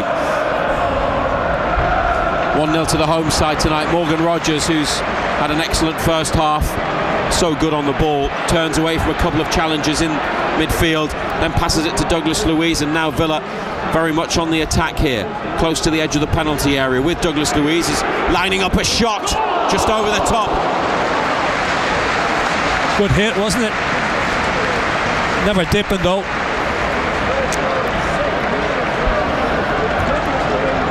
Hit the top of the crossbar. Skimmed the crossbar. No, it hit the... Oh, it hit the unction at the back. The cord that's keeping the net upright. Goal kick for Ramsdale, 38th minute. Are they signs, Ando, that they can get themselves level before half-time? Or if there are signs, are they strong enough? They haven't created a great deal, have they? I don't think Aston Villa looked great at the back. Much change back line. Here's Voltemada. Clipping it into space. Trippier on the run. Rodgers with him. Trippier makes the challenge. Rodgers goes down. Covered the ground well, didn't he? Trippier saying to the assistant Gary Bezic on the near side that maybe had a case for a corner. I thought that Villa were going to get a free kick. Should that have been a corner? Could have been. Rodgers will always win a foot race, won't he? But I mean, an assistant a few yards away can't see that, then it's a bit frustrating, isn't it? Eddie Howe's gone back to the fourth official. Add that to the list of things they're unhappy about in terms of decision making. Here's Pau Torres and now Luca Digne. Villa played on the floor out from the back. Byrne makes a challenge and it's a throw for Unai Emery's team. Lost a couple of Premier League matches here recently to Everton and Brentford. Prior to that, only Crystal Palace in August had come away from Villa Park with a victory. And that was in Villa's bad start when they didn't win for 6 games, didn't score. I wish Tenali had played further forward, you know. Is he coming too deep to get it off the centre backs? Deep into those centre backs.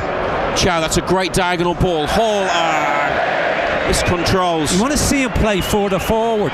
There's no need for him to come back and play in between them two centre-backs. Chow's good enough, isn't he? Whether it's a long ball like that, OK, Hall couldn't control it, or whether he plays those passes between the lines on the floor to distribute the ball from the back. Yeah, they need to tell Tonali to play 10 yards further forward. Newcastle have it back from the Aston Villa throw, trailing 1-0, but then Villa regain possession and play it to the goalkeeper. Osula closing down Bizot next to his post.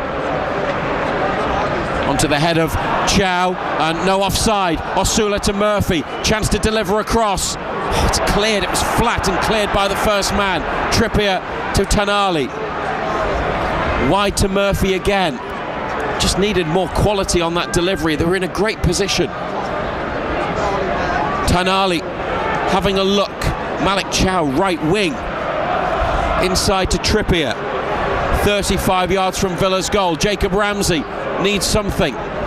Didn't have any runners. He's turned, come inside and played it to Nick Voltemada. Hall wide left. Voltemada comes back to the right to Trippier, keeping the ball moving, Newcastle. Trippier's pass to Murphy, who was caught late by Luca Digne.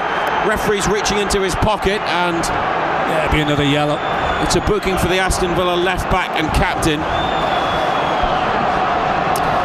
To be fair, the ball was there to be pinched because it was a bit under hit, wasn't it? Yeah, it was under, and he just sold himself, didn't he? They've got Elanga, Gordon and Willock warming up. Oh, he's caught him with a studs mine on top of the boot. Have a look at that, Ando. I know you often comment on these challenges, and when you slow it down, obviously they always look worse, don't they? Yeah, it can, but it's the sort of challenge that you've seen there's been a lot of debate about. I'm not saying it should have been a red, but Murphy, I mean, he's got a cut on his shin. He's got a cut in his shin. He didn't catch him on top of the boot then, did he? No, but it's the shin and the boot. I mean, the size of someone's foot. You've got studs all the way along the bottom. It's one of those that's kind of, it seems to have scraped down the leg and onto the top of his boot. Newcastle staff again go to the fourth official. See what I mean? So it's caught him on the boot and the side of the shin. I don't think he's meant to do it. But again, I'm not giving an opinion here, if VAR was there, I think they would have looked at it and we would have been talking about it. But it doesn't matter now because they can't change anything. They've got a free kick. Be a great time to score. 43rd minute, 1-0 down. Trippier to take, about 20 yards out. In it comes, and it's a header that's comfortably claimed by Bizot by his left-hand post. It came off Voltemada, I suppose. Came off a Villa head, didn't it? Yeah, Voltemada flicked it onto Lindelof, and then Bizot caught it. So I don't know if it goes down as an attempt on target. Then Osula impeded Bizot and conceded a free kick.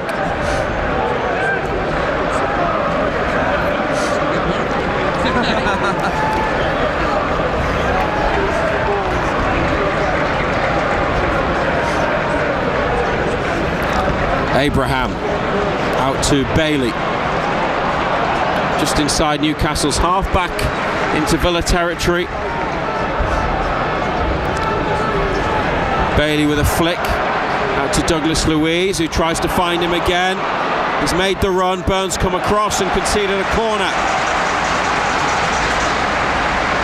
Didn't dare make the challenge in that position in the box.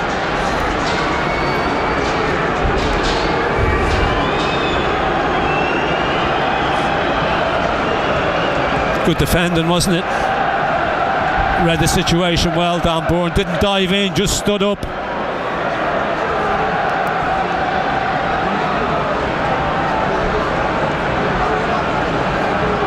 Aston Villa left-footed corner, right-hand side.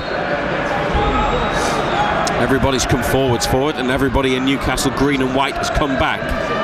It's flat towards the near side of the 6-yard box. It comes back out to Bailey, puts another flat ball in, and it's come across the penalty area. Onana plays it to Digne. Now Douglas Luiz, another dink ball in behind, and then Dan Burn clears it away from in front of Ramsdale. It's another corner. They're having a go at the assistant referee, I think, Newcastle, who might well have had the opportunity to put the flag up for offside. I've not seen it back. Seemed to be some booing in his direction, Nick Greenhoff. Another Aston Villa corner. Burn was in a good position to clear. 15 seconds remaining in the opening 45, and then the numbers board for the additional time on BBC Radio Newcastle and BBC Sounds. Bailey rolls it along the goal line to defender Pau Torres, who beats Lewis Hall, and his cross is pushed away by Newcastle, and it's another Villa corner, although Lewis Hall says that went out of Bailey.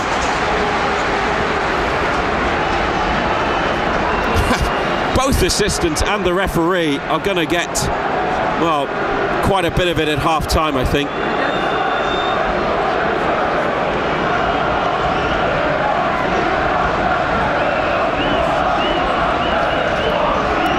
They've not had their best night collectively. Here's the corner, nobody on either post. It's curled in, headed away by Newcastle and headed on by Barnes. Villa through Bailey, who slips. Oh, they've got a chance here to break. Trippier in behind. Murphy, it's hit him. Keeper's well out of his goal. Oh, he's taken Murphy down. He's got to be off. He is. Well, a night of decisions that have gone against Newcastle United, and now Marco Bizot for taking Jacob Murphy down well out of his goal. He's at the centre circle, has been red carded. The Aston Villa goalkeeper sent off. They are down to 10 men in first half added on time. There's arguments between players Dan Burn and Douglas Luiz and others. Murphy absolutely clattered by Bizot after Bailey's ball back in wasn't great. Kieran Trippier fired it up the pitch. They had three in the attack. Murphy got there and Bizot took him down. I don't know what he's arguing about. There's no VAR to save him. He's refusing to leave the pitch. He has to go. Murphy taken out by him. It's a clear goal scoring opportunity, even though he's a long way out, and it's a high tackle as well. Villa down to 10 men, still leading 1-0. Well, can have no complaints. I don't know what he's arguing about. He's just cleaned Murphy out. Doesn't matter whether there's VAR or not. That's a red card all day long. Well, Aston Villa will have to take an outfield player off. The bad news is they're bringing the best goalkeeper in the world in recent years on in Emiliano Martinez, who made an incredible couple of saves, didn't he, at St James's Park. Aaron Ramsdale gave Bizot a pat on the back. I don't know about you, to be honest. I would rather they'd just gone in and scored and equalised. I mean, they played against 10 men on the opening weekend of the season when Ezri Konsa was sent off, the Villa defender. That was on 66 minutes, and they couldn't break them down. Different players involved tonight, but interesting history repeating itself. Villa reduced to 10 against Newcastle. Today, though, they have the lead, whereas that game finished 0-0. Just wanted them to get in and score. There were three of them. Trippier played it forwards, and Murphy was the one to get on the end of it. And it's Leon Bailey who leaves the pitch, the right winger, and Emiliano Martinez comes on. Yeah, it was his ball, wasn't it? It was a poor ball. They got caught. They just had so many bodies in advanced areas. They had nobody back.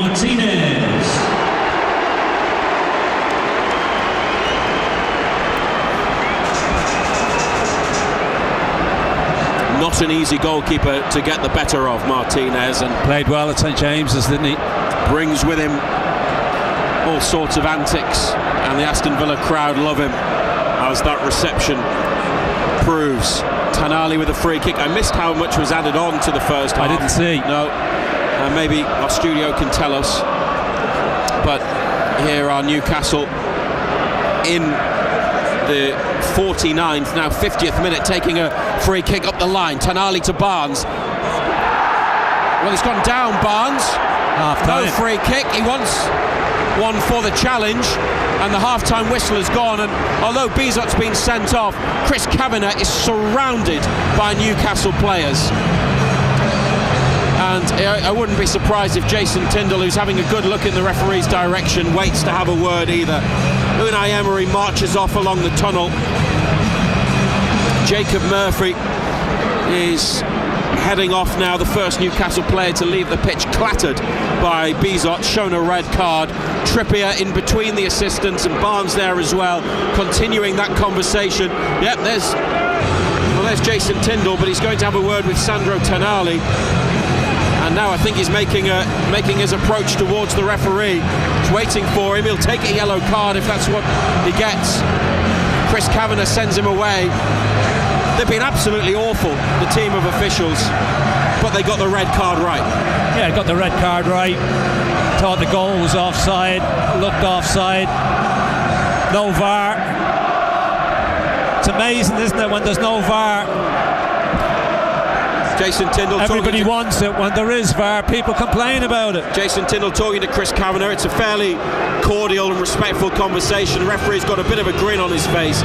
The more I see that challenge from Dina on Murphy, the more you think that if VAR was there, the referee would have been at least sent to the monitor. Now, that can't change, but it's just another one that you add to a long list of decisions. And there were about three in a row on the far side. It just tells you how reliant referees become on VAR. You know, they make the decisions. He made the decision, it was a yellow card. And even if VAR had been involved, he still would have made that decision, but then he would have been sent to the monitor. VAR's not here, so we can't change that. Do assistant referees actually give any decisions for tackles or fouls? Because there was one really close to that, and just waits for the referee. To be fair, Chris Kavanagh dealt with it immediately and thought it was a yellow, so he did see it, but maybe he would have needed some help. But even though it's a Premier League ground that has the technology and the capabilities for VAR, and well, I said this before, and I said, what's the point? Yeah. Why haven't they got it? Because it's in place here. If it's here, you might as well use it. Now, if they had have used it, Villa could well be down to 9 men. Yeah, I think the argument is that it's not available necessarily at all the grounds that host ties at this stage. They won't have it at Macclesfield or Stoke or Grimsby, for example, over the rest of the weekend. But what difference does that just make? Trying to level it out, level the playing field in that respect. Anyway, they've got to come back and So say if Macclesfield get to the quarter-finals and they get a home tie, what are they going to do? Great question. Yeah. Well, it'll have to be installed, won't it? Anyway, just before we hand back to Colin White in the BBC Radio Newcastle studio, Villa 1-0 up at half-time, Ando, an offside goal that couldn't be disallowed because there's no VAR. Newcastle play against 10 men in the second half. They've got an opportunity then with the numerical advantage. Yeah, we had an opportunity on the day of the season. We couldn't make the best of it.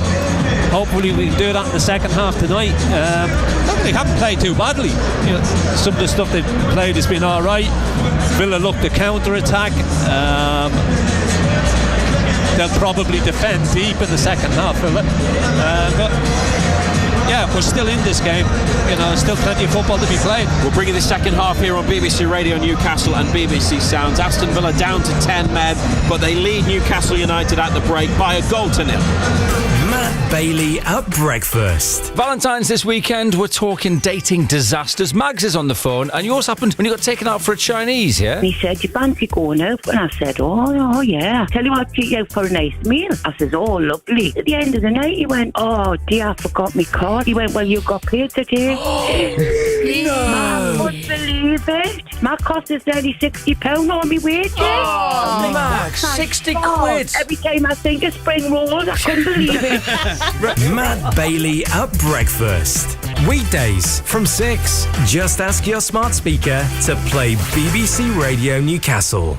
That was an eventful first half. We'll be back with Matthew Raisbeck and John Anderson in just under 10 minutes' time for the second, and as I'm sure you know by now, if it is level after 90 minutes extra time, and potentially penalties beckon as well. Elsewhere in the FA Cup today then, none that have gone to penalties, but a couple that went to extra time. Southampton needed an extra half hour to beat Leicester. West Ham needed an extra half hour to win 1-0 away at Burton Albion. Mansfield created the shock of the round so far, winning 2-1 away at Premier League Burnley, 2 divisions between them. Manchester City comfortably beat Salford City 2-0. Norwich were 3-1 winners over West Brom, scored twice in the last 10 minutes.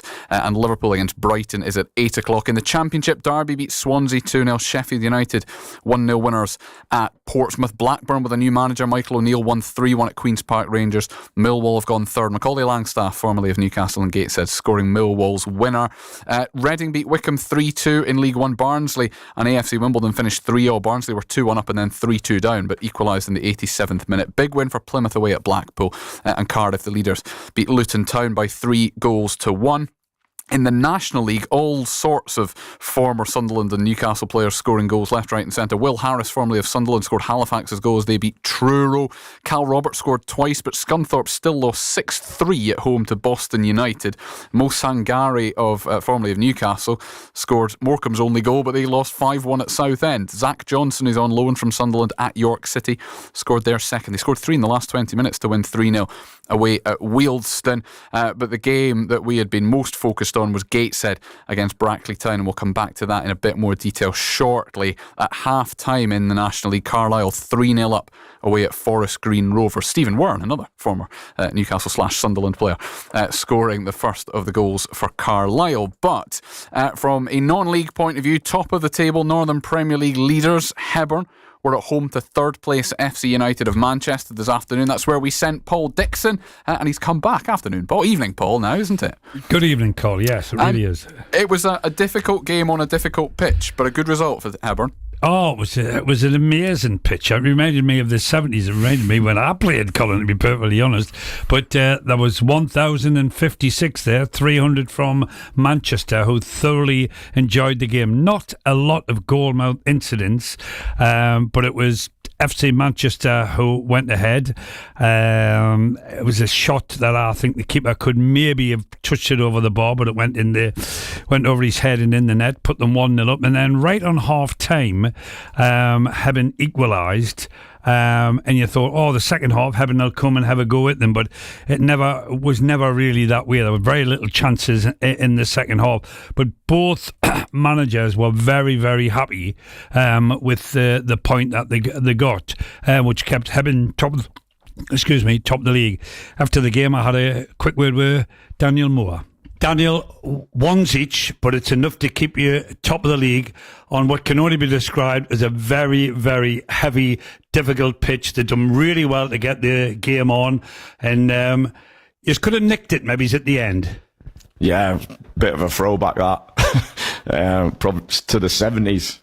Very hard going pitch that for both teams, and I thought both teams dealt well with the conditions, and a draw was a fair result. I thought you could see two teams just going at each other for 90 minutes, and yeah, probably half chance. There weren't many chances in the game, to be fair, but we got last 15-20 minutes, I thought we'd kicked on a little bit and we were looking for that winner, but didn't quite go. But yeah, point was more than fair, I think, over the game.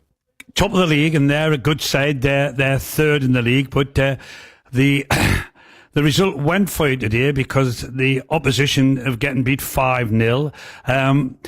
Crowd here today, right behind Hebburn, as there was 300 come up from Manchester. There was a crowd of 1,052. Great atmosphere, wasn't it? Yeah, great. Best atmosphere of the season, that. Brilliant. Fair play to their fans as well. I thought they were outstanding, but Al's backed us. You could hear them pushing the lads on towards the end. And the lads have been on empty. Let's not forget, we've been to Warrington, down Liverpool Saturday, come back, had to recover quickly, travel to Birmingham on Tuesday night, come back, and then go again today on a very heavy pitch with lads having jobs. So, I'm really pleased with the atmosphere, because I think that's probably got the lads through them last 20 minutes. And do you think you can do it, Bob? I mean, we're well into the second half now of the season. You've got a great squad. You've got the fans behind you. Can you do it? I've said to the players after Tuesday, I said, you know what? I feel like we've managed them really well this year, the squad, looking after them, and fitness-wise, we did a lot pre-season, hours, and we did a lot of double sessions here, which people don't see. And I think that's starting to pay dividends for them, but I've put it on them. I think we've put them in a position that they're not going to get any fitter. They understand how we're playing. It's how much do they want it? And I've said to them, let's just enjoy what we're doing. There's no pressure on them. If it's on them what they want to do, and I'll just help them along the way. And I've said to them, be really proud of what they're doing and keep being proud. A good week it has been. 3 1-all draws in a row, but against the teams second, third and fourth in the division, and they're a point clear at the top of the table because Hennisford were beaten 5-0 at Hyde United this afternoon, so a point clear with the game in hand are Hebburn. Morpeth lost 4-0 at home to Warrington Rylands. In the East Division, Blythe Spartans a 1-0 defeat at Emley, a 95th minute winner for Emley. Ashington, though, good win, needed the points. 2-0 at North Ferriby, a couple of goals in the second half, their first win since Christmas for Ashington, but it was a 16th defeat in a row in all competitions for Gateshead this afternoon, beaten 2-1 at home by fellow relegation battlers Brackley. There was a Mark Beck header in the 79th minute, but it didn't count for anything in the end. I'll talk to Paul about it in just a moment, but let's hear first from the manager, Rob Elliott. He's been speaking to Mark Carruthers. Rob, it feels to me like that was basically the opening 20-25 minutes has cost you the game.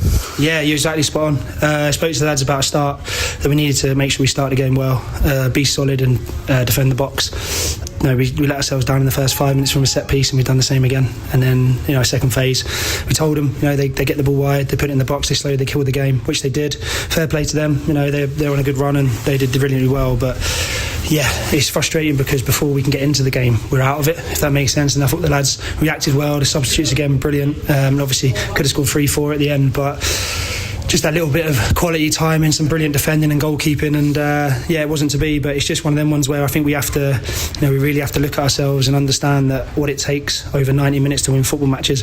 And like I said to the boys there, the first 15 minutes isn't acceptable for us in this situation that we're in. So we need to earn the right in the first 15-20 minutes, then we can build into games and get control. So yeah, disappointing. Obviously loads of positives and improvements, but still disappointing because we need to get points and we want to get points. Yeah, I mean, obviously I know at times you try to look at the bigger picture, but the immediate picture is the fact that we're still bottom of the league. This run of defeats has gone on and been extended by today, but you still sound positive. Is that the message you're trying to give to supporters as much as your players? Yeah, well, if you're prioritising it, of course you want to win games of football, but I think there's bigger things that need to change at this football club. I spoke about in my interview, new training grounds, that real connection with the academy, the development of staff off the pitch. Obviously, how thin we are and bare bones we are, and it's about getting the club back to being stable, getting the club being able to compete and be able to survive, to be honest with you. So yes, as much as there's lots of work on the pitch, and I'm pleased with the players we brought in, I am.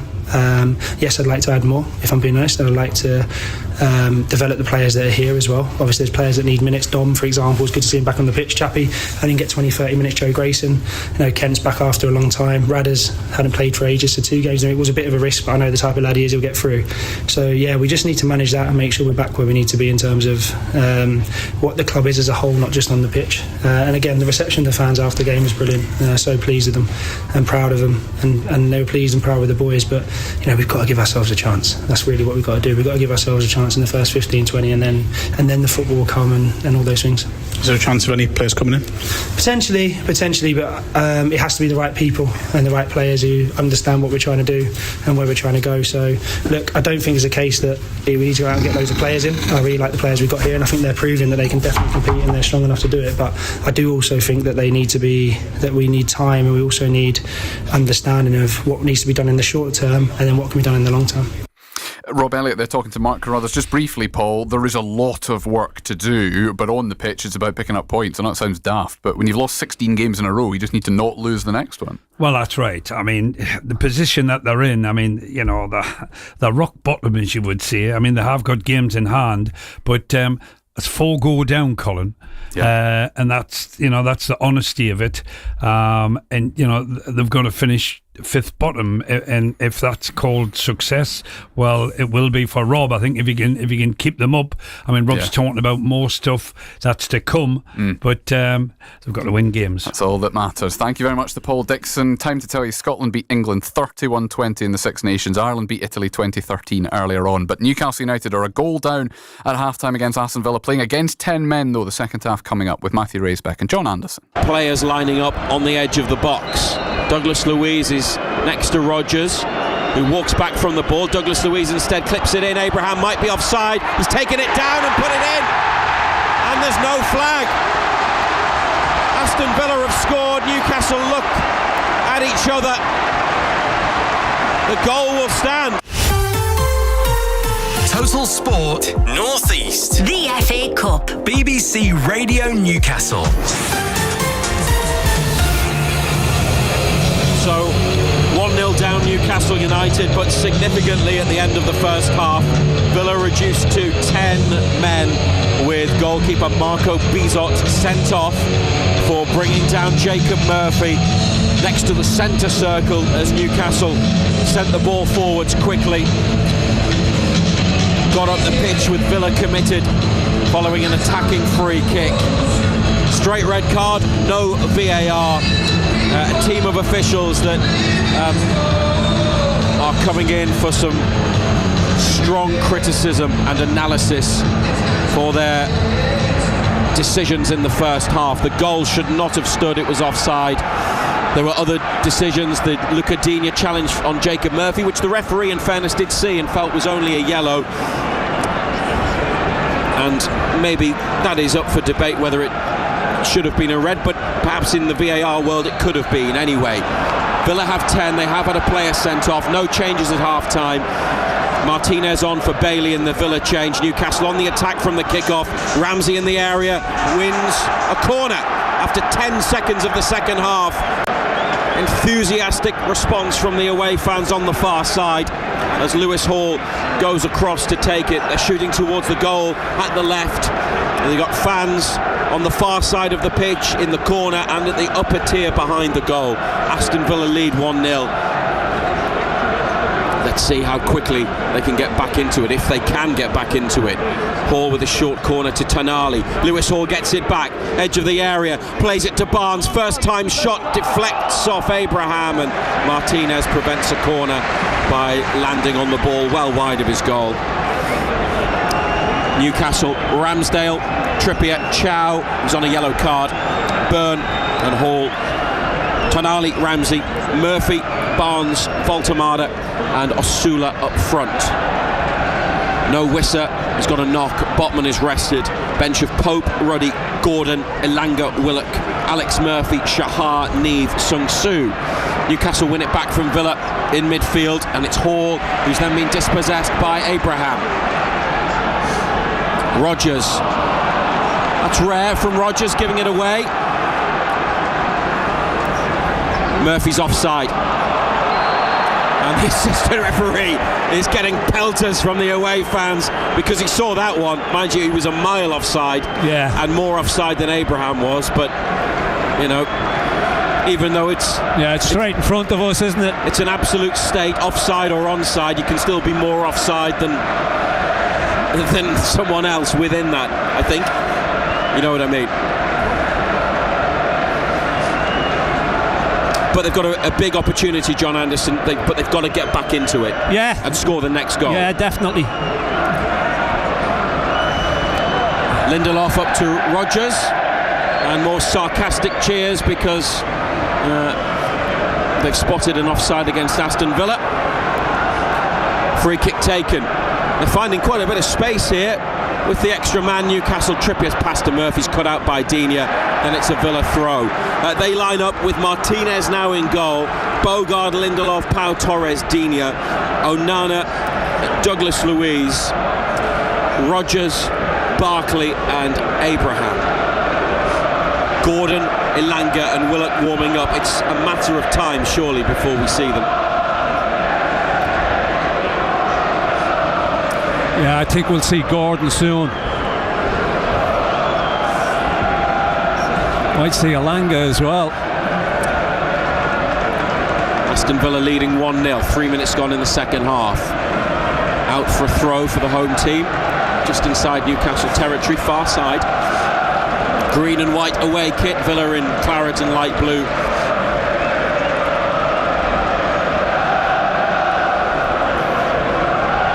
Obviously, playing against 10 does change things, but in the sense of Newcastle's approach tactically, what needs to change? Is it the Tonali situation that you highlighted earlier? Does he have to just play 10 more yards so now when forwards? they're down to 10 men? Yeah. Because you were saying he was too deep. He was too deep. There's no need for him to be that deep. You want him to play 15 yards further forward. He's coming in between the two centre backs when there's no need, and there's most definitely no need to do it now when they're down to 10 men. Villa with the ball, and it goes out. Rodgers under pressure from Tonali. BBC Radio Newcastle, and we're also on the BBC Sounds app tonight. If you have a smart speaker, ask it to play BBC Radio Newcastle. Trippier plays it. Osula made a run. I don't think he was looking. Villa now get a free kick in their half of the pitch. 15 yards up from the edge of the box. It's not coming together when Osula's involved, unfortunately, apart from the one time that he slipped Barnes in. Yeah, he's been sloppy on the ball. He's given it away. Needs to get it into his body. Needs to get a grip with it. Back to Martinez. Ramsey closes down. Osula puts Lindelof under pressure. The experienced defender turns. Villa and then lose it. Tonali helping it forwards, edge of the area. Cleared, and then Lewis Hall wins it back from Morgan Rodgers and wins a free kick. Newcastle getting a couple of decisions, much to the annoyance of the home fans. Trippier out to Murphy, nobody in the box. Now they move. The ball caught by Martinez. It was too close to the keeper with Osula and Barnes more towards the back post. Still Gordon, Elanga and Willock warm up. Newcastle shouting at the referee, saying Martinez had it for too long. Eventually he releases it, then he gets it straight back. A driven ball up the pitch. Abraham helps it on. Dan Burn ducked out of the way, and Aaron Ramsdale behind him takes a touch and then passes it out left-footed to Kieran Trippier. He's played with good energy tonight, Trippier, been up and down after a strong performance at Spurs from the 35-year-old. Burn to Hall, and now Barnes, closed down by Bogard. Hall goes on the outside, Barnes finds him in the corner, first time cross. Villa through Digne, head clear. Tonali heads it back towards Barnes. Barnes knocks it between players, but he's adjudged to have dived here, and he's going to get a yellow card. And I don't necessarily think that's the wrong decision, because he went looking for it. Yeah, he's laughing as well, isn't he? He knows.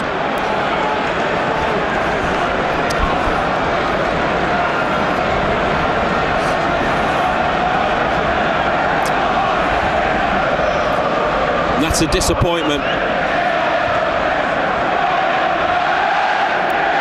Kind of overhit the touch, didn't he, when he knocked it between defenders. Maybe that was why he threw himself down. Lent into Bogard, but not enough for a free kick, and now he's put himself on a yellow card. He's not been at his most effective tonight. Harvey Barnes in front of England manager Thomas Tuchel. More importantly for Newcastle United, their top scorer. He's had a couple of attempts, one well wide and one into the side netting. Barkley away from a couple of challenges, but then misses Abraham and puts it out. United throw taken quickly. Hall back to Burn. Unai Emery pacing the technical area. Eddie Howe pitch side as well. Here's Murphy from Trippier's pass. They are now back to halfway with Chow. 53rd minute. Still 1-0 down, but playing against 10 men of Aston Villa.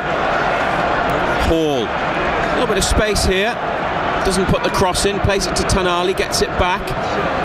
Barnes stays onside. Can't get past Barkley, who got his foot in and diverted the ball away. Barnes to Hall. Voltemada free in the centre. Barnes gives it to him. Voltemada has lost it to Rodgers and then won it back just about.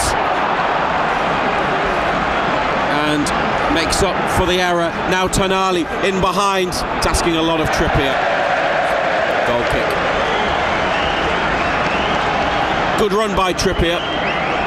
Yeah, clever idea. Yeah, right ball as well. Just got away from him, didn't it? Just skidded away.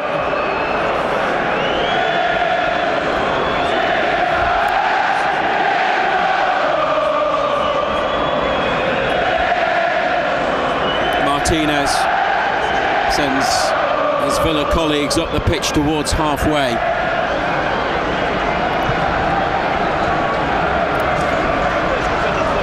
Burn with the header. Murphy with a header on. Osula heads it up, tries to get another touch on the ball. To be fair, he has, and he's found Ramsey, who comes away with it across midfield. Well played, Jacob Ramsey. Now Lewis Hall onto Harvey Barnes, slightly behind him. Barnes takes it forwards, edge of the area. Barnes laid off to Tonali. Villa get bodies back and just block off all the space. The league game was like this, wasn't it, when they had 10 into the area now towards Ramsey, but behind.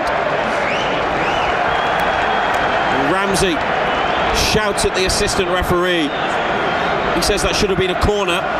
Goal kick is the decision. Ramsey gets a yellow card for dissent.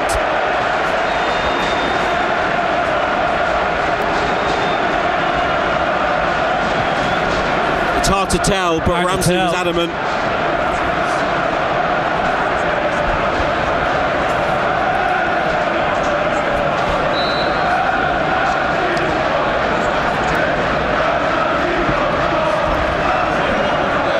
Substitutes, they got Joe Willock talking to Jadon Sancho, Anthony Gordon speaking to Ezri Konsa.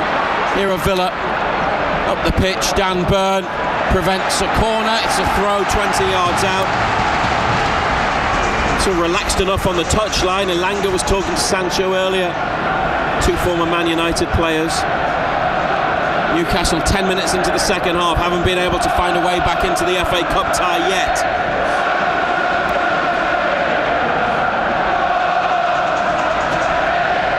Here's Rodgers away from Hall. And block challenge from Burn. Voltemada, massive clearance. And Pau Torres holding William Osula. Victor Lindelof wins the header. It's back towards Torres. Osula putting pressure on. Back to Martinez, who will deal with it with a calm pass out to Lindelof. Back towards his own goal. Osula, plenty of willing and plenty of pace as well. Martinez along the goal line. And cleared and put out of play. Well, that's the best Osula can do, just put the pressure on, and at least it's ended up in an Aston Villa error and then a Newcastle error. Jacob Ramsey's overhit through ball for Tonali's run, goal kick. There hasn't been enough quality. No, not in that final third. Needs to change it, doesn't he?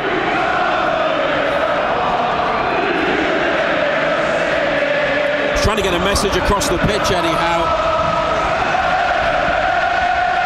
Ramsey's looking in the direction of the bench, and maybe for him. Still haven't had. I know the Barnes haven't hit the side netting, although your initial analysis was that it was a difficult angle, which the replay showed. Haven't had a big chance, have they yet? Villa have a player down in the middle. Newcastle attack. Trippier onto Murphy. Villa still with a player down. Murphy dispossessed by Abraham, and now Onana. And it's Rodgers. He sees that Villa are on the attack and manages to pick himself up. Onana into the corner on the left. It's gone down. He's won a free kick. And Chris Kavanagh is surrounded by Newcastle players again. Well, we need to see that one again. Both teams are angry with the officials. I think Morgan Rodgers landed awkwardly rather than Dan Burn. in the challenge hurting him. They'll be desperate to get out of Villa Park and away from here tonight, because they're getting it from both sides. Yeah, Ramsey just landed awkwardly. There was nothing in it, and then Murphy just gets caught in two minds, gives it away, and Nana's got nothing on. He just breaks into the corner. Well, they have an extra play in Newcastle with Villa down to 10, 59 minutes, but they cannot concede a second goal and go 2-0 behind. Here's the free kick headed back across the box by Newcastle. It isn't clear, and it's Pau Torres to Ross Barkley on the far touchline, the left wing. Barkley back to Lindelof. And with Osula on his shoulder, he's turned and gone back to Martinez. Long from the goalkeeper, nobody there in Villa colours, straight through to Ramsdale. Lewis Hall. They have to score the next goal, and ideally soon. Hall's through ball cut out. Newcastle win it back. Tonali to Barnes. Back inside to Tonali. Here's Ramsey. Trippier on the outside. Ramsey takes a touch, passes it to Trippier. Makes his way into the box. Tonali gets in instead. Close to the edge of the area. And it's between Trippier and Murphy. What is going on? It's been a total lack of quality from both sides, hasn't it? This is where they struggle. I know Villa have attacked as well, countered. They can't break teams down like this. They're better when it's a buzzword, isn't it? Transitional. When it's a counter-attacking game, when it's end-to-end. Jacob Murphy's won it back when it's open like it was at the start. It's a criticism levelled at them. They've got to find a way. They've got to try and be creative and clever. Barnes comes in off the left wing. There's Voltemada. He can be creative and clever. He's held the ball up and done well to play it to Trippier. A couple of touches. Then the cross. They want handball for something. What are they going to get? Whistle's gone. Free kick. Oh, well, they can't believe. Are they saying it should be penalty? Now the referee is going to the corner of the penalty box and putting down the spray, and Dan Burn is flinging his arms around. Jacob Ramsey's got to be careful. He's on a yellow card. Kieran Trippier's put his hands on his head. He's laughing at the referee. They're saying that was in the box. They've gone across to the assistant referee, Newcastle. It's a million miles so far in the box. They've been absolutely shambolic. They've been embarrassingly bad, these officials. I mean, it's not even close. You don't want to start a pile on referees because it's hard enough, as is being an assistant referee. But I cannot remember collectively an officiating performance penalty area that has been as dismal as this. His arms are up here. This is absolutely unbelievable. I mean, it's not even close. What is the assistant referee there for if he can't see that and advise Chris Kavanagh? When did he ever advise referees on anything? Man. Well, the PGMOL are going to have serious questions to answer. Whether Newcastle come back and win this or not, it doesn't change what's happened tonight. Free kick on the corner of the box when it should have been handball penalty because it was inside. They can right that wrong by scoring from this. Trippier's delivery. Goalkeeper palms it down. Barnes leaves it. Tonali hits it. It's in! Well, there's justice served because they've equalised, and Sandro Tonali has his first goal of the season, and it's got the officials off the hook. They've been awful. Newcastle haven't been great, but playing against the 10 men of Aston Villa, they're back in it. It's 1-1. And the most relieved men should be the referee and his assistants. But Tonali celebrates the goal. Martinez clawed the free kick away, and on the edge of the area, the Italian hit it first time into the net, maybe off a deflection. Aston Villa 1, Newcastle United 1. Well, justice was done because it should have been a penalty. It's taken a huge deflection, by the way. Douglas Luiz. Douglas Luiz hits him on the backside.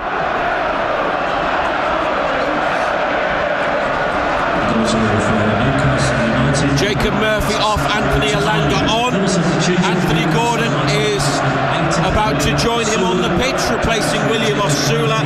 63 minutes, the time of the goal from Tonali, who had one taken away from him in the Champions League. You remember in Belgium against Union Saint-Gilloise when his shot was flicked in by Voltemade. Although that one took a deflection of Douglas Luiz, it was on target, so it's his goal. Has to be his goal. And it's 1-1. Gordon at centre forward, Elanga on the right wing. Game on now, Ando. Yeah, and justice was done. I mean, it should have been a penalty kick. Oh, the ball ran for Gordon. Newcastle were about to attack, and a late whistle for an Aston Villa free kick with Onana rolling around.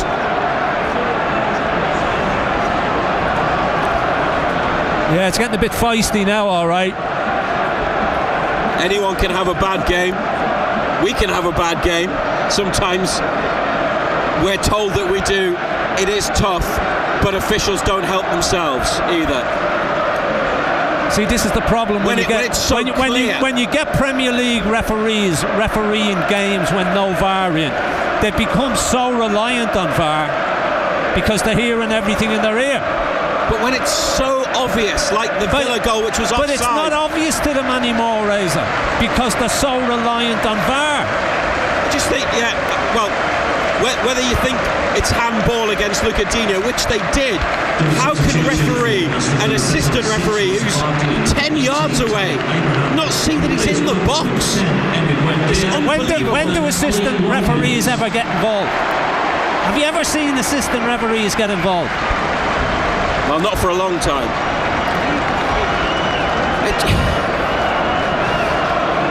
Villa have made changes. Ollie Watkins has come on, and so too has Emiliano Buendia. They're bringing on goals and big players.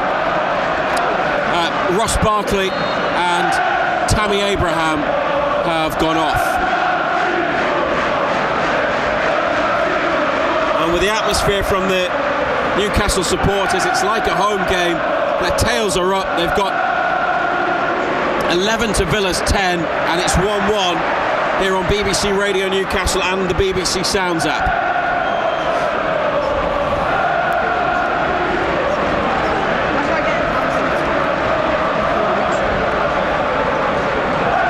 And after just the frantic nature of the second half around that free kick, the non-penalty, the goal, all the issues with the officiating, maybe a period of calm, we'll see. Villa throw into the box from the left, headed away by United. A Villa header, then back into the middle. Chow clears, it's gone out for a throw 20 yards out, Villa left wing.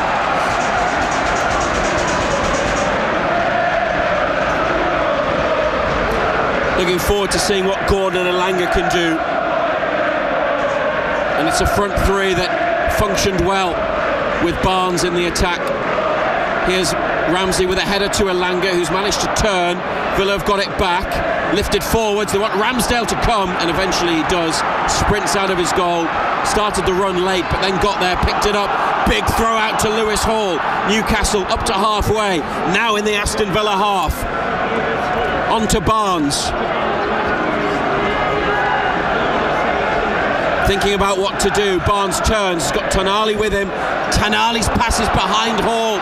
Villa getting one another's way. Voltemade, Tonali looking for Barnes. Here's Voltemade in the area. It's cleared out by Pau Torres. Newcastle throw.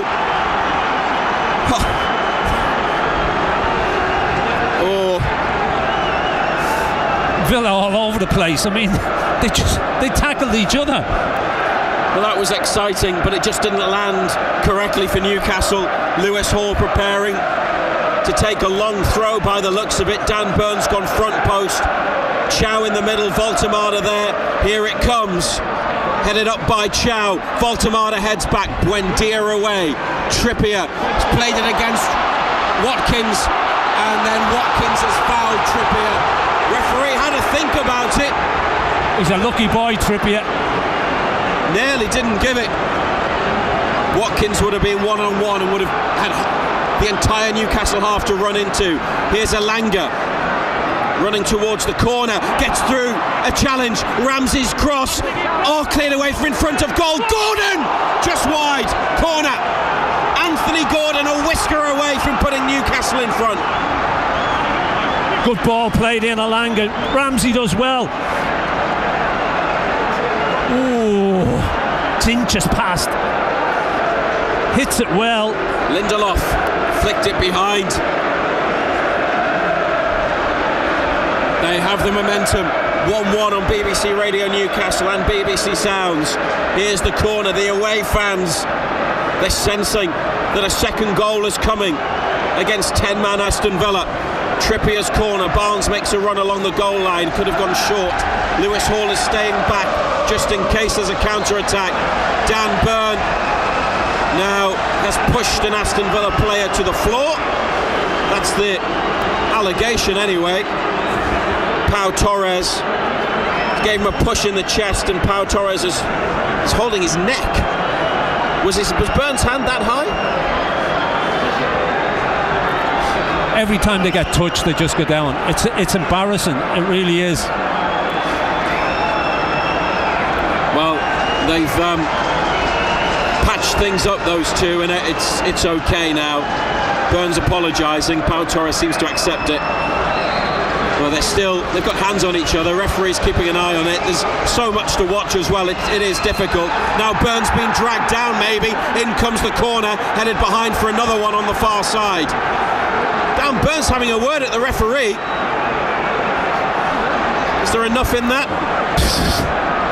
Or it's the sort of thing that happens at every corner kick, but did he have a case? They don't give them though, do they? And they don't give them when VAR's involved either. Now Unai Emery's having a word with the fourth official. Newcastle are involved in the conversation as well. Outswinging corner from the right. It's come to Tonali, edge of the area again. Down for Barnes. Back to Tonali. Lifted in. Too high for Burn. Unlucky.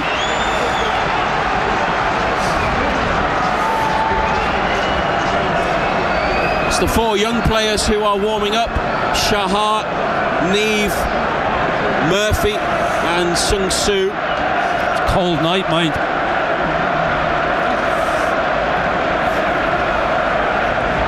We've still got Joe Willock on the bench. Newcastle, 20 minutes to play. Remember, if it's level at the end of the 90, 30 minutes of extra time will be played. And we could have a penalty shootout like the third round tie against Bournemouth. Ramsey and Tonali, and out to Trippier, still in their own half, on to Ramsey. Onana makes an important block. It's out for a United ball.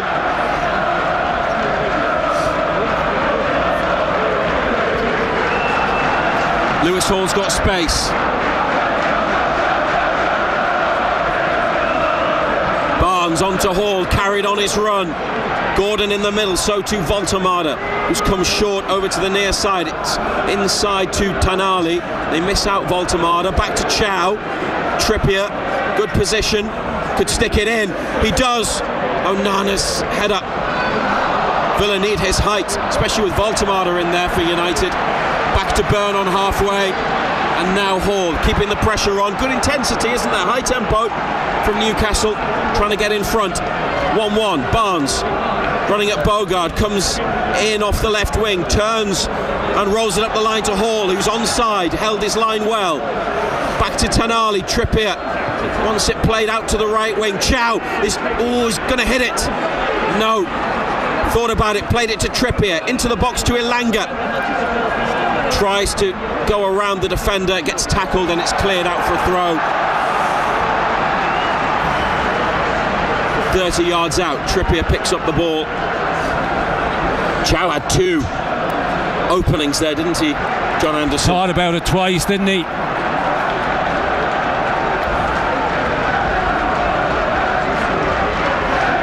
Burn to Hall.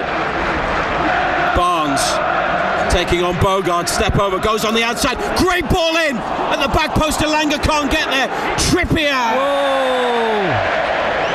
It's been a while since he scored. Yeah. seen the headlines, just lashed it. And his wait for a goal goes on. Barnes did well. Don't think he does enough of that, does he? Step over outside the defender and cross. It was a great ball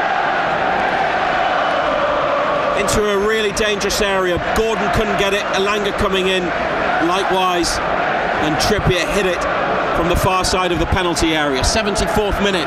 Eddie Howe applauding his players as Martinez prepares to take the goal kick. Are you backing the Mando to win it in 90?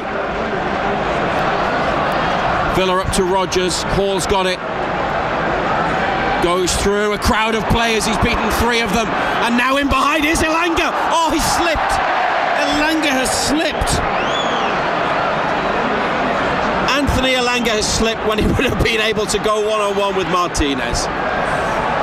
Villa up the pitch, but it's out for a Newcastle throw. Osula kept slipping in the first half at the other end. But remember the opening day when he went in one-on-one against Bizot at the other end of Villa Park, the Holt end, and he had the effort saved. It was great play by Lewis Hall though. And they've worked it to the left wing following the throw on the right in midfield. Voltemada with a chance to create something. He's played it to Tonali. Trippier wants the ball. It's headed down by Lucadinha. Elanga's got it 12 yards out. 2 players with him. Inside to Ramsey. Back out wide to Trippier. On to Elanga. First time cross to the near post. Behind from Pau Torres.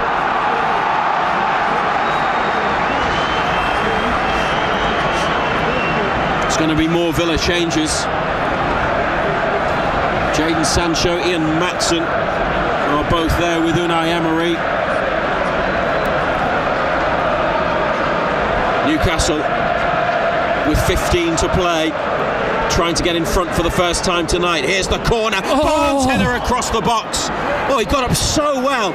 Dan Burn recycles it. Tonali lifts it back in. Villa header clear. It's bouncing for Douglas Luiz, who takes it out to the far touchline and out of play. Elanga quickly taken throw to Ramsey. Down for Trippier. There is a sense of urgency about Newcastle United, and credit to them. They are playing with determination. Elanga to Ramsey, tries to get the return ball. Lucadinha straight to Trippier, who has a touch, floats in the cross. Bogart's header. Oh, to Pudu. Dan Burn, Sandro Tonali drive. Oh, what a goal! Sandro Tonali, what a hit! Tonali from range into the bottom corner, and a Tonali double has turned it around in the FA Cup at Villa Park. 1-0 down, 2-1 up against 10 men. Tonali's first goals of the season. What a strike! That arrowed into the bottom corner past Martinez. It's got to be a good shot. It's got to be accurate to beat Martinez. It's brilliant from Tonali. And Newcastle United might well be heading into the 5th round, trailing at half-time, but up against 10 men. They've managed not just to pull themselves level, but to turn around this tie. Sandro Tonali in the 77th minute. Aston Villa 1, Newcastle United 2. Bogart's header's into a bad area, and it's just recycled. It's laid into the path of Tonali. He has one touch and he drills it into that corner. Keeper's got no chance. He's played further forward this half. He hasn't been getting in between centre backs, and that's where you want to see him. Substitution for Aston Villa, place number 21, Dougie Luiz. Maybe someone was listening to you in the first half. Number 19, Jadon Sancho. Always wondered why they wear earpieces. Should be a manager. But especially against 10 men. Doesn't need to be as deep as you were saying, but even 11v11, you didn't want him coming to get it off the centre backs. No, definitely not. You want to see him play further forward. You've got to have confidence in your centre backs that they can deal with that. Yeah. Villa have kicked off. Joe Willock is going to be coming on. Newcastle have got the ball back. Voltemade with a little drag back and beats a couple of challenges, plays it to Hall. This could get better for Newcastle. Hall's cross, almost an own goal. The header from Pau Torres. Voltemade was close, and Pau Torres was just behind him and just in front of Gordon. It's a corner kick. Villa have made a change. They've made two, actually. They've brought on Maatsen and Sancho. Trying to work out who went off. It was during the celebrations. Rodgers is off. Add the other one. I'll find out for you in a second. We were Douglas Luiz. Thank you. Here's the corner, short. Trippier looked for Gordon. They've given it away. Villa have kept players up the pitch, so Newcastle have had to get bodies back in behind for Maatsen. But Ramsdale comes to the edge of the area to pick it up. And a big throw out to Elanga. It's been an exciting game. Here's Elanga just using all of that speed that he's got. He knocks it around Lucadinha, who can only put it out for a throw.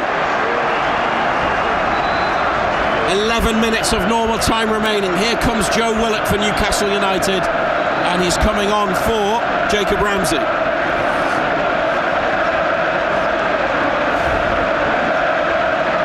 Ramsey's told to go off on the near side. He wants to just run across the pitch.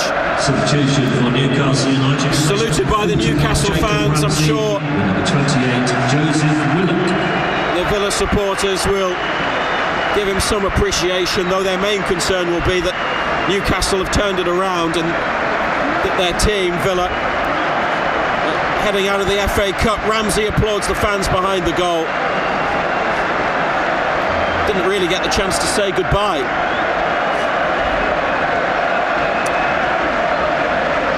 I'm sure that'll mean a lot to him, the response from Villa's supporters as Newcastle take the throw. Trippier to Elanga, back again. Pau Torres clearance. BBC Radio Newcastle. You can also listen to the final part of the game on the BBC Sounds app. You can get our coverage there, or if you have a smart speaker, ask it to play BBC Radio Newcastle. Villa trying to break, but the through ball from Maatsen isn't great. He's a left back playing in midfield. I'm not really sure what formation Villa have got at the moment, but they have 10 men. Remember, here's Barnes to Gordon up the left wing. Gordon, nice turn inside and finds some space for himself, and back to Hall. Ramsey being applauded as he makes his way in front of us, along towards the bench. We sit quite close to the box and the goal that Newcastle are attacking. That's why we had such a good view of the Villa goal in the first half that was offside. We were in line with it. Here's Elanga to Willock. It's behind Voltemade and now Hall. 9 minutes of normal time to play. Voltemade on to Barnes. Elanga's run offside. Barnes has kept hold of possession. Back to Willock. And a curling pass back to Chow. Turns away from Maatsen. Finds some more space for himself, Chow. Gordon on the right to Trippier. Gets it back. A third goal would surely kill it off, John Anderson. Oh, most definitely. They've had all the ball in this second half. Willock back to Byrne. Aston Villa 1, Newcastle United 2. From a goal down at half time. Willock, the Magpies lead. Here's Elanga on the left wing, back through for Willock, who wins a throw next to the corner flag. Home supporters will have feared this happening, and they've been stunned into near enough silence. Voltemade and Buendia with some verbals, a bit of a spat. Referee has separated them. 5'8" and 6'7" there. Voltemade and Buendia. Hall with the throw. Byrne holds it up, and here's Barnes with a shot. Didn't really travel very far. It was blocked. Willock and Elanga trying to win it from Watkins, who's held onto possession, played it to Digne, and Pau Torres square to Lindelof.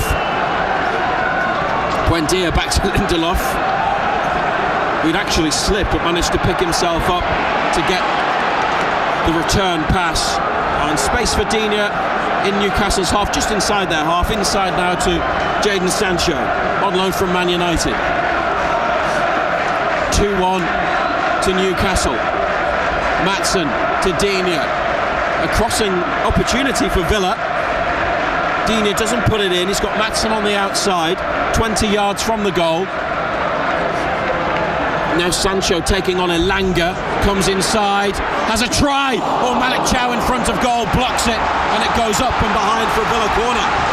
Oh, just as well he got something on that. Chow, it's a good hit. Looks like it's bending back in, doesn't it? Ramsdale was already on his way. He might have had it covered, but you never know. Just went up from Chow and fortunately dropped behind. 84th minute, 2-1 they lead. If it's level though at the end of the 90, it's extra time, which neither team will want. Villa out swinging corner. Pau Torres heads across. Chow heads away. Now can they get it clearing up the pitch? Newcastle on by Elanga. Villa forwards. Trippier away. Elanga straight at Bogard when they had Willock in the middle, available and ready to run. Voltemada making a challenge on Sancho, stopping the flow of the Villa play. Maatsen here, wide left to Digne, inside to Buendia, and they've got Digne on it again. He lifts in across, taken down by Watkins and tackled by Chow, who clears the danger as far as Sancho, 25 yards from goal. Digne's through ball, rolls in, Buendia, it's another corner. Tonali, who could be the match winner, now doing some important defending. Yeah, good defending. Worked it well, Villa, but he just got across, got himself in a good area, didn't he? 2-1 to Newcastle United. Another corner to defend. With the runners and the pace they've got, if it drops and they get it clear, they could be away, they could be in behind. Here's the corner kick, it's headed out, and then Trippier, well, he got it away, but he's volleyed it behind, and that's not what he intended to do, and he apologises. Villa have a corner on the near side, they're coming across to the right hand side to take it.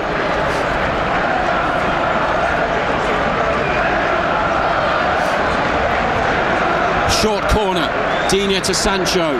Trippier and Elanga are there. Sancho goes for the goal line, now into the box. Back to Digne, it's on his left, on the right. Headed out there by Byrne. Tonali chases after it. Villa have a 2-on-1 there on the left. Now they send it back in.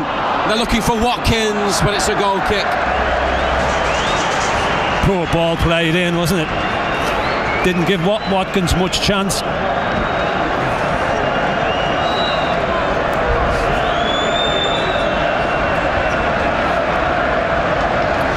Aston Villa 1, Newcastle United 2. Remember, you can listen to us on BBC Sounds, catch the end of the game, and a bit of analysis from Ando at full time, assuming we don't have extra time and penalties. Newcastle 2-1 up. There's a header from Voltemada. Barnes helps it on. Gordon trying to run in behind Lindelof. Back to the goalkeeper. Gordon chases the back pass. Martinez lifts it away. Header on there by Watkins. Maatsen makes the run beyond. Chow's header to Trippier. Back towards Ramsdale. Not the best back pass he's ever received, but he's dealt with it well. Back out to Trippier. Looking up the line for Willock. And it's gone out for a Villa throw. They've taken it quickly. Watkins in the corner. Far left-hand side. Back to Digne. Away by Tonali. Oh, and it's Elanga who's got it, and Elanga runs, and he's got Gordon through the middle, and Barnes making a run as well. Elanga, can he play the right pass? Barnes takes it on, it's a heavy touch, but he's got it. Harvey Barnes in the penalty area, tackled by Bogard, and Watkins had come back to defend. He's in his own box. With a pass out from the back. Voltemada! Nick Voltemada sends Newcastle United into the 5th round of the FA Cup. It's his first goal in 15 games. Voltemada lifts it into the net after Villa, who looked like they dealt with the immediate danger, make a mess of it by passing it out towards the area. And then it came to Voltemada, and as Martinez advanced off his line, he just lifted it into the top corner. It's been a long wait for Nick Voltemada, almost 2 months since he scored against Chelsea. It's his 10th for the club, and it's the goal that ensures they win at Villa Park against 10 men, but coming from behind with 3 second half goals. Aston Villa 1, Newcastle United 3.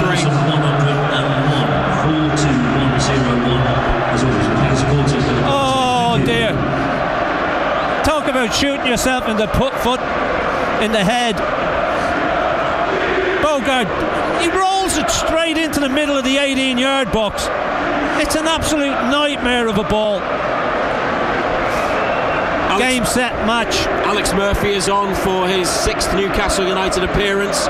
He's gone to left back, and Lewis Hall has gone to right back. Kieran Trippier has come off, and the Newcastle supporters are singing cheerio to the Aston Villa fans and waving them on their way. Voltemada with the third, and they've made the most of their one-man advantage. Kieran Trippier punching the air in the direction of the supporters behind the goal as he walks around the pitch. The red card for goalkeeper Marco Bizot just before half-time. Obviously key, and at least for 25 minutes we've stopped talking about the officiating. Here are Villa on the attack, trying to get one back. We're in the final minute of the 90. Aston Villa need 2 to take it to extra time. Here's Sancho, the through ball looking for Buendia, muscled off it by Dan Burn, and it's a goal kick.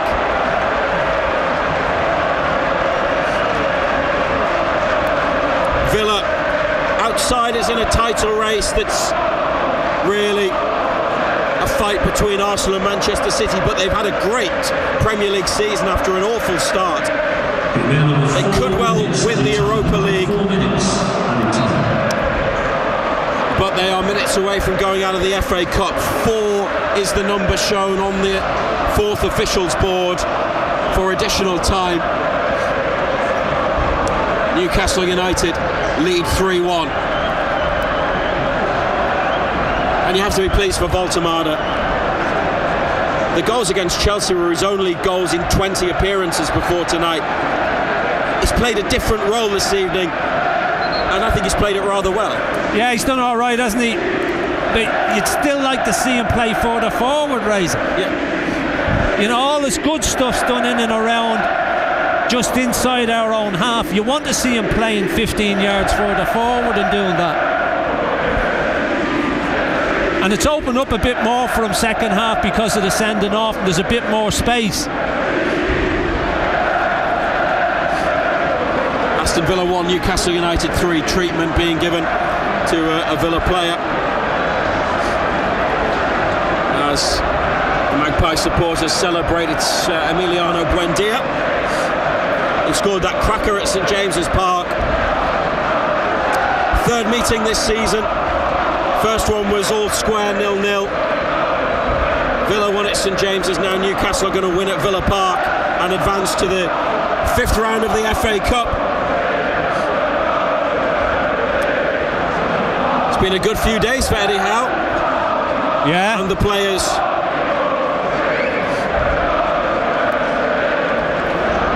And there could yet be more Wembley weekends. They'd have to win 2 more ties. Draws on Monday. We'll make sure they're in it before we talk a bit more about that. Back to Ramsdale. Just got to see it out now. Burn up to Alex Murphy. Has a touch. Can come forwards here from left back. Murphy has carried it onto Barnes and then got on the outside. Gordon to Voltemada. Barnes has run offside. Murphy's available. He gets it from Voltemada, finds the German again. Voltemada turns away, gives it back to Gordon, and now Joe Willock, who got the assist for Voltemada's goal. And Willock on halfway, over to Chow. He's got Hall on the outside, and Elanga as well. Hall back to Chow. 3-1 Newcastle. Villa Park. Lots of empty purple and blue seats now. Final minute of the 4 that was added. Voltemada away from Buendia, who's back on, and they continue their personal battle. Free kick given for Newcastle. Voltemada to Murphy. Back to Byrne. And Voltemada gets it on the left in the United half. Sandro Tonali is currently the furthest player forwards. Newcastle back to Ramsdale. Out to Byrne. Murphy up the line. Byrne goes long. Backpedaling. Lindelof heads it into midfield. Onana lifts it back to Digne. And now Pau Torres. Chip forwards. Murphy wins it with a header. It's just away from Gordon, from Barnes. Gordon beyond him, couldn't quite get there. Back to Martinez. 2 from Tonali, 1 from Voltemada. And they came from a goal down at half-time. Yes, against 10 men, but after some absolutely unbelievable decisions, Newcastle have turned it around. Here's Tonali looking for Willock. Oh, they've got the chance to go and get one more maybe. Willock to Barnes and back for Willock. Tonali in the middle. Willock looks to run Bogard and wins a corner, but that's it. They are through to the 5th round of the FA Cup after a turnaround at Villa Park against the 10 men of Aston Villa. They've scored 3 times in the second half. Tonali with 2. The first one was crucial to get them on the board just after the hour. The second was a brilliant strike that he drove into the bottom corner, and Voltemada on 88 after a Villa mistake at the back, dinking it into the top corner for his first goal since December. Aston Villa, who had goalkeeper Bizot sent off in first half added on time, had led through Tammy Abraham in the 14th minute, who was offside, but there's no VAR, and VAR tonight would have played a key role had it been in operation, because there were a number of big decisions that didn't go Newcastle's way that they can say justifiably were wrong, and it was getting angry. It was becoming about the officiating, which was all over the place. But the goal that they got to level it up came from a free kick that was awarded for a handball inside the box. Quite how they missed it, I don't know, but they made the situation count and they got level. Justice was done and they went on to win it, John Anderson. It's a great result to cap off a really positive few days. Yeah, most definitely carrying on from Spurs. Second half they totally dominated, totally took the game to Villa. Tonali pushed on into a more advanced area, scored 2 goals. Second one's a great goal. It's an absolute fabulous finish. Third one, not too sure what Villa are trying to do. Pleased for Voltemada, he's put it away well. Villa struggled second half. They couldn't get hold of the ball, they couldn't keep the ball, and it just kept coming back at them all the time. Best side won. 5th round of the FA Cup. Draw will be on Monday night ahead of Macclesfield against Brentford. According to the Football Association, the draw will take place from about 6:35. So that's when to expect the balls going into the bag, and Newcastle will be number 13 in the draw. Sunderland or Oxford will be ball number 3, by the way. 5th round ties, weekend of the 7th and 8th of March in Newcastle United season. That will be in between a home match in the league against Manchester United and potentially a Champions League first leg of a last 16 tie if they beat Qarabag over 2 legs, the first on Wednesday in Azerbaijan. They're into round 5 alongside Chelsea, Wrexham, West Ham, Mansfield, who beat Burnley earlier, Manchester City, not them again surely, Norwich and Southampton, who needed extra time to see off Leicester. Liverpool, Brighton at 8 o'clock, more games tomorrow. Great to be in the hat, Ando, isn't it? It means an extra match, but they want to be in these competitions. Yeah, look, most definitely want to be in the competitions, and if you want to be in the competitions, you've got to play the games. It's as simple as that, you know. To be in the situation we're in and still involved in 3 competitions, just gone out of the 4th one, you've got to be absolutely delighted with the way the season has gone. I know some people aren't happy because of the league position, but to still be in 4 competitions in the first week in February, you go out in the semi-final of 1, you're still left in 3. You've come here to a difficult place that's never easy to come, and you win by 3 goals to 1. You've got to be happy, got to be more than happy. After celebrating in front of the supporters on the far side, Newcastle's players have made their way along the tunnel. Anthony Elanga is hearing his name being chanted. Sandro Tonali's getting a lot of affection. He's giving some interviews on the pitch. It's all about Newcastle United this evening at Villa Park, which has been the scene of some horror shows. It's been a place, a house of pain really for them, with the relegation in 2009 and then the bad results that effectively condemned them in 2016 to another relegation.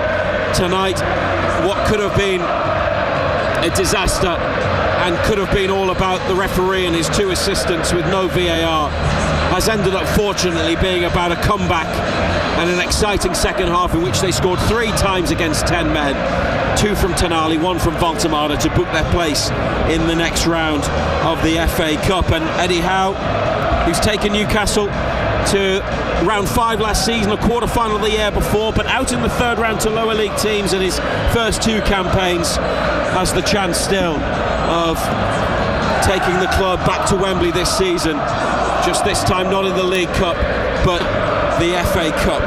We're going to be with you on BBC Radio Newcastle for another 15 minutes until 8. You can listen on BBC Sounds as well, and if you want some reaction from Eddie Howe, then on BBC Sounds a bit later, search for Newcastle United, get the manager's post-match interview. And another reminder that if you look for Newcastle United on BBC Sounds, you can find our special programme that we produced earlier this month, looking back at the 4-4 draw against Arsenal, which was 15 years ago this month. What was it, about 10 days ago, the anniversary. We spoke to some of the players, Steve Harper, Kevin Nolan, John Carver, who was on the staff, Mick Lowe's our commentator then. We heard from Newcastle fans and an Arsenal supporter about that famous comeback and that game. So if you fancy listening to that, then search for Newcastle United on BBC Sounds, and I'm sure you'll enjoy while you celebrate the win at Villa in the FA Cup, reflecting on a famous Newcastle United result. They will be in the hat for Monday's 5th round draw after coming back to win at Villa Park. It's finished Aston Villa 1, Newcastle United 3. Ball number 13 on Monday evening for the FA Cup 5th round draw will be Newcastle United after that fairly chaotic win at Aston Villa. John Anderson is still with us. Evening, Ando. Hey, Colin.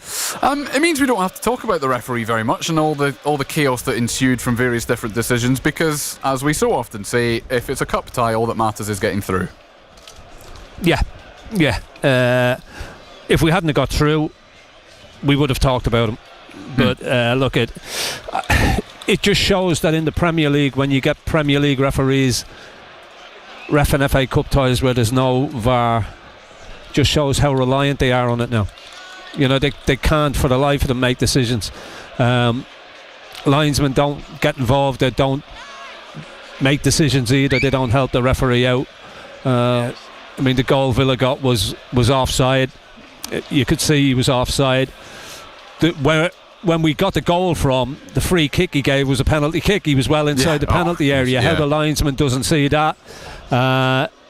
Dini's tackle on Murphy, I think if VAR had been involved in that, they would have sent him. Okay, he gives a yellow card, but I think VAR would have looked at that, sent him to the screen, and he probably would have been sent off. Now those ones are okay. You see what you see. It all happens so quickly, and you think it's yellow. That's fine. But you know, the offside one and the penalty one, unbelievable. You know, really, really strange. But it just shows that without VAR, referees nowadays, they can't referee the games. They're too reliant on it. Yeah, and that's after me saying we didn't need to talk about the referee. I tell you what else is funny. I tell you what else. No, I tell you what else is funny about it as well. Supporters going mad at the referee. Yeah. But then they go mad at VAR when they don't get the decision to the way they want them to go. Yeah, you can't win sometimes, but it was a remarkably poor refereeing performance, officiating performance, I think, from all of them. But like I say, from a Newcastle point of view, it doesn't matter in the end. We don't have a huge amount of time. I'm going to read one message that's come in from John, who sent us a WhatsApp message. Really good professional performance tonight. Over the moon with Tonali, who needs to listen to you more often, says John. Pleased for Big Nick getting a goal on his birthday as well. It was interesting, I thought, when Anthony Gordon came on, he played up front even though Voltemada was still on the pitch. Eddie Howe is really trying to mould him, or believes he already is more of a number 10 than an out-and-out striker. How do you think it went for him? See, I don't think he played in the 10 role today. I thought he played 10 yards too deep to play in the 10 role. Yeah, true. Especially first half, he didn't get close enough to Asula. Mind saying that Asula never held anything up, and his touch was poor and he kept giving it away. But, you know, he needed to be closer to him. Did some good stuff, but it was 10, 15 yards deeper than you would have wanted him. Second half was a little bit better. Tonali got into more advanced positions. Obviously he did, because he scored 2 goals. But first half again, you know, he was dropping in between centre backs, and there was no need to have him there. You want them 15 yards further forward. They sorted that out at half time, and Villa found it very, very difficult to get out in the second half. They couldn't hold the ball. Obviously the sending off changed the game to a degree. What the keeper's thinking of and what he's doing out there, I do not know, but there you go. Yeah, I mean, I don't know the answer to that. And I must admit, at the time I thought there was enough defensive cover that it wasn't necessarily a goal-scoring opportunity and a straight red card. But actually, the way the tackle is made, then it's a bad enough tackle, I think, to justify a red card. Yeah, that's what I mean. Yeah, it's a really high tackle. Yeah.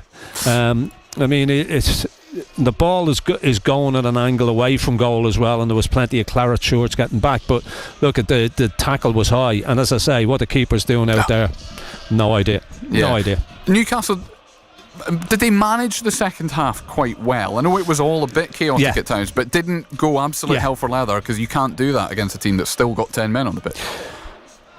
No, I thought they handled it well.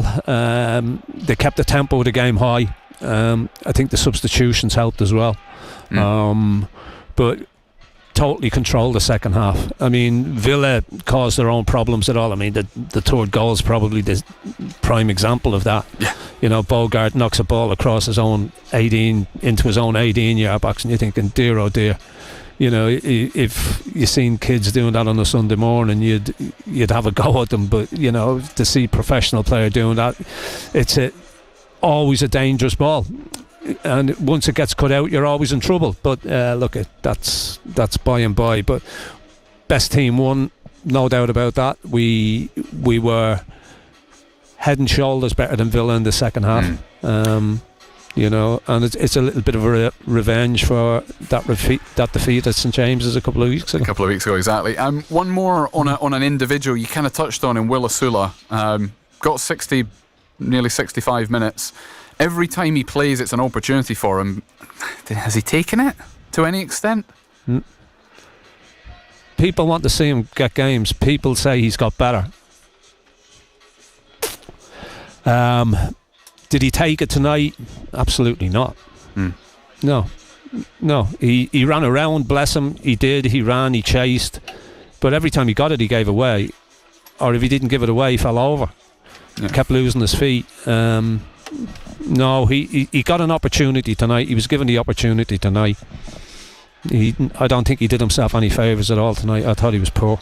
Last question before I let you go. Inevitable question. Who do you want in the 5th round, Ando? Anybody at home apart from Manchester City, Arsenal, Liverpool. So you want Mansfield at home, do you? Mansfield or Macclesfield would be nice. Yeah, well, Macclesfield are still. I mean, Mansfield are guaranteed to be in the 5th round. Macclesfield have still got it past Brentford, but Yeah, they'll be one Mansfield of at home Port Vale will or be, Bristol City as well. Their game was called off today, but that would do. As long as it's at home, yeah. At home to a definitely. non-Premier League side, you'd be happy. John Anderson, safe journey home. Thank you very much indeed Cheers, for talking thanks, to Colin. us. Thank you. The games come thick and fast for Newcastle United Wednesday in Azerbaijan, 5:45 kickoff for the first leg of that knockout round, the playoff round of the Champions League against Karabakh. And like I say, ball number 13 in the draw on Monday. They will be joined in that draw by a number of teams who won today. Chelsea and Wrexham won last night. Chelsea won 4-0 at Hull.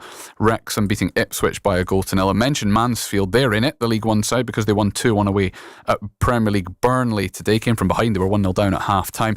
West Ham needed extra time to beat Burton Albion and Crescencio Somerville on a cracking goal scoring run at the moment, scoring 5 minutes into extra time. West Ham actually had a man sent off 6 minutes later in that additional half an hour, but managed to hold on. Manchester City beat Salford City 2-0, which is 6 goals fewer than they scored against them in the FA Cup last season, but comfortable 2-0 win for them. Norwich beat West Brom by 3-1.